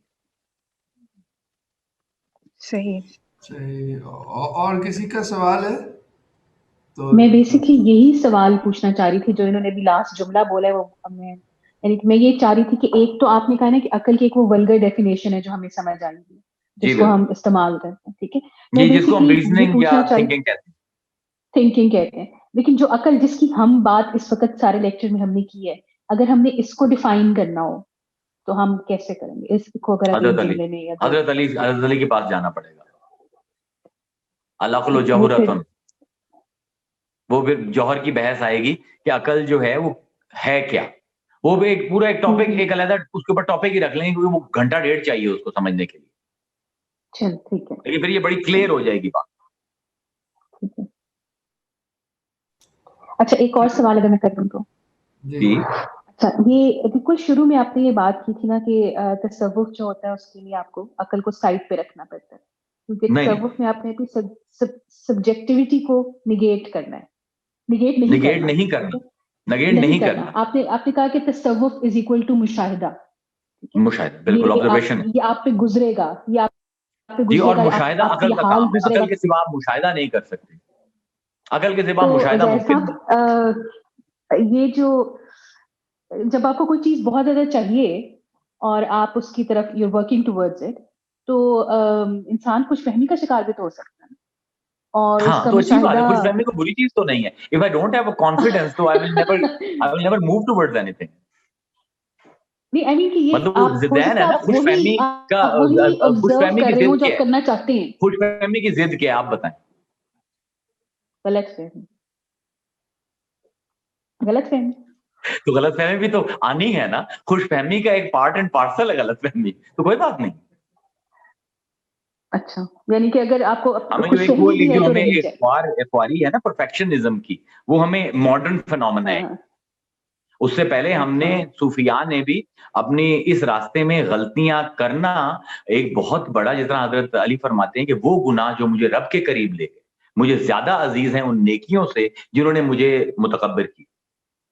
تو غلطیوں کو بھی، غلط فہمیوں کو بھی اپریشیٹ کیا جاتا ہے. مطلب جب تک آپ کی نیت مخلص ہے and you are driving towards an object, you are going to make blunders and it's okay. They're not blunders. Anything done in love is done properly. It's okay. غلطی تو ہم نے ضد ہے نا، جہاں پر پرفیکشن ہوگی امپرفیکشن بھی ہوگی انسان میں. تو وی ہیو ٹو ایکسپٹ. مطلب ہمارا سب سے بڑا پرابلم تو یہ ہے جب سے ہم نے اجتماع ضدین کو چھوڑا ہے میں اپنے نقائص کو ریکگنائز ہی نہیں کرتا. I'm always brushing them under the carpet. That's why I'm such an emotional wreck. اپنے اندر کی ضدوں کو میں نہیں مان رہا تو دوسروں کی کیا ماننا ہے میں تو اپنا جیسے ہی کوئی خیال آتا ہے جو میرے خیال میں غلط خیال ہے تو لاحول والا قوت پڑھ کے اور شیطان کے کھاتے میں ڈسٹ بن میں ڈال کے میں سائڈ پہ ہو جاتا ہوں. So that is not a very emotionally intelligent thing to do. یعنی کہ آپ کو اپنی جو نیگیٹیوٹی کہہ لیں آپ اس کو، جو کچھ بھی اس کو بھی امبریس کرنا ہے. جی امبریس آپ کو کرنا پڑے گا because part and parcel of you. یہ جو ہم روح اور جسم کو بحث کریں گے تو ہمیں آپ کو میں نیگیٹیوٹی روح کی طرف سے زیادہ آتی ہے، جسم کی طرف سے کم ہے. Maybe you will not agree with me right now, but after my lecture you will agree. آپ کو ہم نے کبھی تغور ہی نہیں کیا ہوگا، آ رہی ہوگی. ہمارے اندر جتنی نیگیٹو ٹریٹس ہیں ان میں زیادہ عمل دخل روح ہے، جسم کا کم ہے. سر آپ ہمیں عقلی عشق کرا رہے ہیں اور روح کی طرف جو ہے وہ نیگیٹیوٹی بھیج رہے ہیں، تو بس اب اللہ خیر کرے. دیکھیں تحیر اگر میں آپ کو نہ دے سکا تو میرے 4 یہ اپنا جو لیکچرز ہیں وہ ضائع جائیں گے نا. اچھا یہ جو تضاد ہم نے اتنے سارے آپ نے بتائے ہیں ابھی، یہ بیسکلی ہوتا کیا ہے کہ نا جیسے اگر آپ کبھی بھی جو ہمارے جو سپوزڈلی انٹلیکچوئل سرکلز ہیں نا ان میں آپ جب بھی کوئی اس طرح کی بات کرتے ہیں نا دین سے ریلیٹڈ یا کچھ، تو جو پہلا جملہ آپ کے جاننے والے لوگ آپ کی طرف پھینکتے ہیں وہ یہ ہوتا ہے اتنی کتابیں آپ نے پڑھ لی ہیں، آپ اتنی ویل ریڈ ہیں، آپ سے تو میں ایسی باتیں ایکسپیکٹ نہیں کرتی. اور اس کے بعد وہ آپ کو یہی جو آپ نے اختلاف جو تضاد آپ نے نبھائے، تضاد اور اختلاف کے درمیان فرق جو اس کو نہیں مد نظر رکھ رہے. دیکھیں نا ظاہر صاحب آپ سمجھا رہے ہیں کہ یہ اجتماعی ضد ہے، آپ سمجھا رہے ہیں کہ یہ ایک دوسرے کی ضد ہے، آپ کہہ رہے ہیں کہ تضاد ہے. یہ تو ہم مانے بیکاز ہم یہ ماننا چاہتے ہیں، لیکن جو یہ ماننا نہیں چاہے گا وہ تو اس کو تضاد ہی کہے گا نا. جو ماننا نہیں چاہے گا وہ رات اور دن میں سے ایک کو چن لے اور دوسرے کو طلاق دے دے. اپنے 4 عناصر میں سے 2 کو رکھ لے اور 2 کو طلاق دے دے. مطلب یہ تو وہ چیز ہے جو آپ کے اندر پائی جاتی ہے نا. دس از ناٹ سم تھنگ, مطلب یہ اس لیے مشاہدے کی بات کر رہا تھا نا کہ جب آپ اپنے اندر اترو گے تو آپ کو یہ ساری ضدیں نظر آ جائیں گی اور آپ کا وجود انہیں ضدوں پر قائم. تو یہ تو اب انسان کا ڈھیٹ پنا ہے نا کہ وہ اتنے ضد کے اندر رہ کر بھی وہ ضدوں کو ایکسپٹ نہیں کرنا چاہتا. وہ تو اس کا ڈھیٹ پنا ہے, اس کا تو کوئی حل نہیں ہے. سٹبن کو تو آپ نہیں سمجھا سکتے, جو سمجھانے کی ضرورت ہی نہیں. دیکھیں جہاں پر سمجھنے والے ہیں وہاں پر نہ سمجھنے والے بھی ہونے چاہیے نا, ضد تو ہونی چاہیے. Life become less complicated. یہ جو آپ کہتے ہیں کہ بائنریز ختم کرنے, نہیں سوری, جو یہ عام اس میں بولا جاتا ہے ویسٹرن اس میں کہ ڈائلاگ جنریٹ کریں اور جو اپوزٹس ہیں ان کو امبریس کریں, جو آپ سے اپوزٹ ویو والے لوگ بھی ہیں ان کو بھی اپنے فولڈ میں لے کے, یہ بیسیکلی وہی امبریس نہیں کرنا. you just have to, you don't have to say they are right, but you just have to give them a margin. You just have to give them a margin. ان کی اپنی زندگی ہے, لا اکراہ فی الدین. میں اپنا پوائنٹ آف ویو آپ پر لاد نہیں سکتا. اب یہ ضدین کا بھی اجتماع اگر آپ کو نہیں پسند تو میں آپ سے بحث ہی نہیں کروں گا, ٹھیک ہے. مطلب میں کہوں گا ضرور کہ اپنے اندر دیکھیے کتنی ضدیں پائی جاتی ہیں, کائنات میں دیکھیے کتنی ضدیں, لیکن اگر آپ نہیں دیکھنا چاہتے ہو یا آپ کو اس طرح سمجھ نہیں آ رہا تو ضروری نہیں ہے کہ آپ سمجھیں. یہ تو اجتماعی ضدین والا بندہ بحث مباحثہ کرے گا ہی نہیں. بحث مباحثہ کلیئر مائنڈیڈ لوگوں کا کام ہے کہ جو ایک کے ساتھ رہنا چاہتے ہیں, دوسرے کو چھوڑنا چاہتے ہیں. اجتماعی ضدین والے کے لیے تو دونوں ٹھیک ہے. تو آپ کی سوری میں زیادہ بول رہی ہوں, لیکن اس کا مطلب یہ ہے کہ بلیک اور وائٹ نہیں ہے, گرے ہے. بلیک اور وائٹ ہیں تبھی گرے ہے. اصل جو ہے بلیک اور وائٹ ہے, گرے ان کے مسجد سے, ان کے اقتداج سے. ٹھیک ہے, سمجھ آئیے بات تھوڑی. اگر آپ کہیں کہ صرف میں نے بلیک کو ماننا ہے, صرف وائٹ کو ماننا ہے, اور وائٹ کو ماننے کے لیے بلیک کا انکار کرنا ہے, تو پھر آپ اجتماعی ضدین سے نکل جائیں. ٹھیک ہے, ٹھیک ہے جی, اوکے. اور کوئی جی؟ سر جی اگر اجازت ہو ایک سوال. جی بالکل, اجازت کی ضرورت نہیں, آپ بولیں. حضور یہ ضدین تو خیر اور شر میں بھی ہے. بالکل ہے. اب یہ خیر اور شر ہمارے اندر ایک حوالے سے پایا جاتا ہے. سلوک میں جب ترقی ہوتی ہے تو پایا نہیں کہتے ہیں جاتا, آپ کے اندر رکھا گیا ہے. فَأَلْهَمَهَا فُجُورَهَا وَتَقْوَاهَا, تقواہا, بالکل صحیح الہام ہوا ہے. اب کہا یہ جاتا ہے کہ سلوک میں جب ترقی ہوتی ہے تو خیر غالب آتا جاتا ہے, شر مٹتا جاتا ہے یا ختم ہوتا جاتا ہے. نہیں, شر جو ہے وہ بھی جی. تو آپ کی جو تھیوری آف ضدین ہے اس کے اندر اس کو پھر کیسے پلیس کریں گے کہ شر تو ہم اس کو ختم شر کا کرنے کی بات رخ یا میری طرف ہوگا یا دوسرے کی طرف, یا میں آپ کو نقصان پہنچاؤں گا یا آپ کا فائدہ کرنے کے لیے اپنا نقصان کروں گا. شر کا رخ جب میری طرف ہو جائے گا, خیر کا رخ آپ کی طرف ہو جائے گا. ابھی ہمارے خیر کا رخ جو ہے اپنی طرف ہے اور شر کا رخ دوسروں کی طرف ہے. ضدین پھر بھی رہیں گی. جس طرح کائنات ہے نا, میٹر اینٹی میٹر کے بغیر سروائیو نہیں کر سکتا. اسی طرح اگر ایک انسان سے کلیتاً, اس میں آپ دیکھیں نا غوث الاعظم کی جو تھیوری ہے وہ یہ ہے کہ جب آپ مدارج طے کرتے جاتے ہیں تو جب جو دوسروں کے اچھے کام ہیں وہ آپ کے لیے وہ بھی برے ہو جاتے ہیں. مطلب وہ جتنا باغیت بستامی سو گئے اور سوتے میں اللہ کا ذکر نہ کر سکے تو بلی نے کہا کہ بھئی وہ دیکھو باغیت کافر ہو گئی. اب وہ شر تو وہاں پر بھی ہو رہا تھا, اور حضور نے جو کہا کہ میں 70 دفعہ استغفار پڑھتا ہوں, تو اس سے میں کیا مراد ہوں؟ یعنی جو مقام مصطفیٰ ہے اس کی ڈیمانڈز اتنی ہائی ہیں کہ وہاں پر جو جس کو حضور جس چیز پر استغفار کر رہے ہیں, میرے لیے وہ نیکی کا کام ہے, اگر میں کر لوں تو بہت بڑی بات ہوگی میرے لیے, لیکن وہ ان کے اپنے عہدے اور مقام سے وہ بھی نیچے. تو کلیتاً شر و خیر نہ کسی انسان میں سے ختم ہوا ہے. نبیوں کو آپ ایک طرف کر دیں اور نہ کس سے ختم ہوگا, ضدیں رہیں گی. سر یہ آپ نے گرا جو ہے نا وہ کھول دیا ہے, جو بھی آپ نے بات کی ہے اس سے استغفار والی. یہ پھنسا ہوا تھا آپ کو؟ سر پھنسا تو نہیں تھا, بس کہیں نہ کہیں کچھ نہ کچھ تھا. پھنسے اور غیر پھنسے کے درمیانی چیز. جی خیر اور شر کا جو تصور ہے نا, اٹ از ویری سبجیکٹو. جو ایک بچے کے لیے خیر اور شر ہے نا, بڑے کے لیے وہ فرق ہے. اور اسی طرح ایک نبی کے لیے جو خیر اور شر کا تصور ہے وہ تو ہم ایک لمحے کے لیے, جب میں نے اس کو پڑھا تھا اور اس پر غور کیا تھا, وہ تو میں ایک لمحہ نہیں گزار سکتا ویسا. कुल्लो सवा सवा कहना बहुत आसान है, लेकिन जितना बड़ा इज्तिमा ज़िद्दैन नबी के अंदर होता है किसी और के अंदर नहीं होता।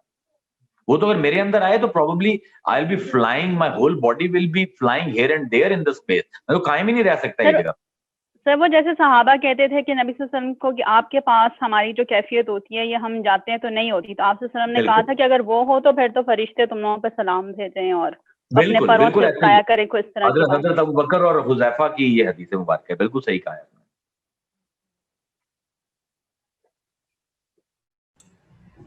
लेकिन आपने इज्तिमाए ज़िद्दैन में जजमेंटल नहीं होना, मतलब आपने अगर शर को कबूल मतलब शर को कबूल करने का ये मतलब नहीं है कि आप शर करो, आपने कबूल करना है कि ये जिद खैर की पाई जाएगी कायनात में हर वक्त, और आपने उसमें पार्टिसिपेट करने से बचना है। कोशिश ये करनी है कि मैं खैर में पार्टिसिपेट करूं, क्योंकि वो आप समझ लेंगे अगर 6 किलो खैर है 6 किलो शर है कायनात में, अब उसमें से कितने पाउंड आपने लेने हैं ये फ्री विल, आपका अकल इसलिए दी गई है आपको।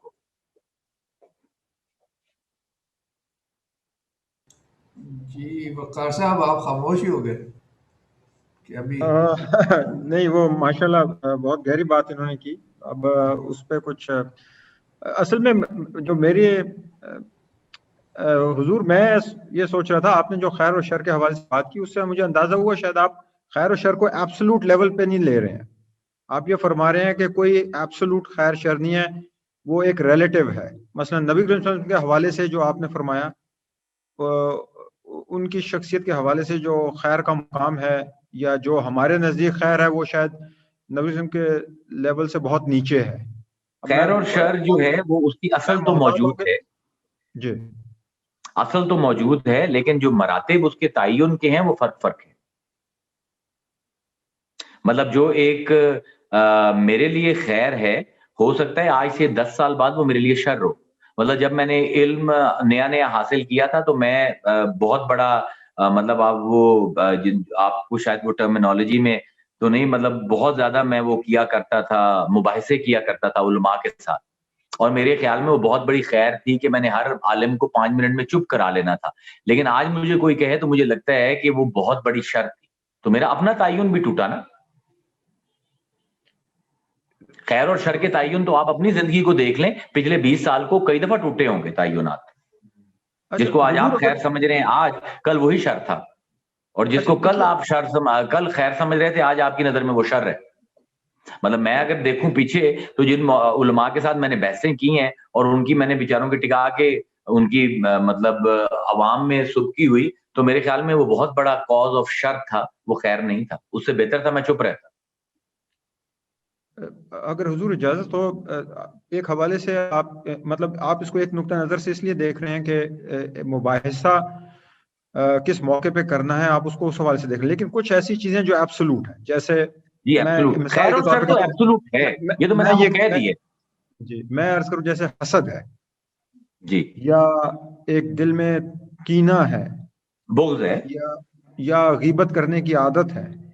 अब ये तो इसकी तो इसमें कोई इसका शर खैर में तब्दील होना, यानी किसी और वो तो जब तक तर्क नहीं होगी वो खैर में तब्दील नहीं होगी। हाँ, तो यही मैं खैर और शर है ना जी, ये एब्सोल्यूट खैर। देखें ये it's all varying degrees of shades in attributes. आपके दो पोल्स जो हैं खैर और शर के वो डेफिनेट हैं, उनके दरमियान सारी चीजें लाया करती हैं, डार्कर होती जाती हैं या लाइटर होती जाती हैं। अच्छा ठीक है। अब इस तरह अब वो तो मैं आपको पहले ही बता रहा हूं कि वो तो मतलब जमा माबैन तजादैन के लिए आपको एब्सोल्यूट खैर और एब्सोल्यूट शर का तयन करना पड़ेगा, पहले आपको मानना पड़ेगा, तभी तो जमा माबैन तजादैन होगा। दुरुस्त, ठीक है जी, बहुत शुक्रिया जी। वरना तो होगा ही नहीं, वरना तो मतलब अगर मैं शर को तस्लीम ही नहीं करता तो फिर तो खैर का तजाद है ही नहीं, तो खैर का अपना वजूद भी उड़ जाएगा, फिर तो खैर भी नहीं होगी। बिल्कुल सही, ठीक है जी, चला खुदा हाफिज जी, फिर मुलाकात होगी 2 दिन बाद जी। सर ये रूह वाला कब डिस्कस करना है कि रूह मेरे अंदर जो है ना ये बार बार घूम रहा है कि रूह के अंदर ज्यादा शर कम आता है जिस्म के जी। अगला टॉपिक यही है, फिक्र ना करें और घूमें। अच्छा इंशाल्लाह। अल्लाह।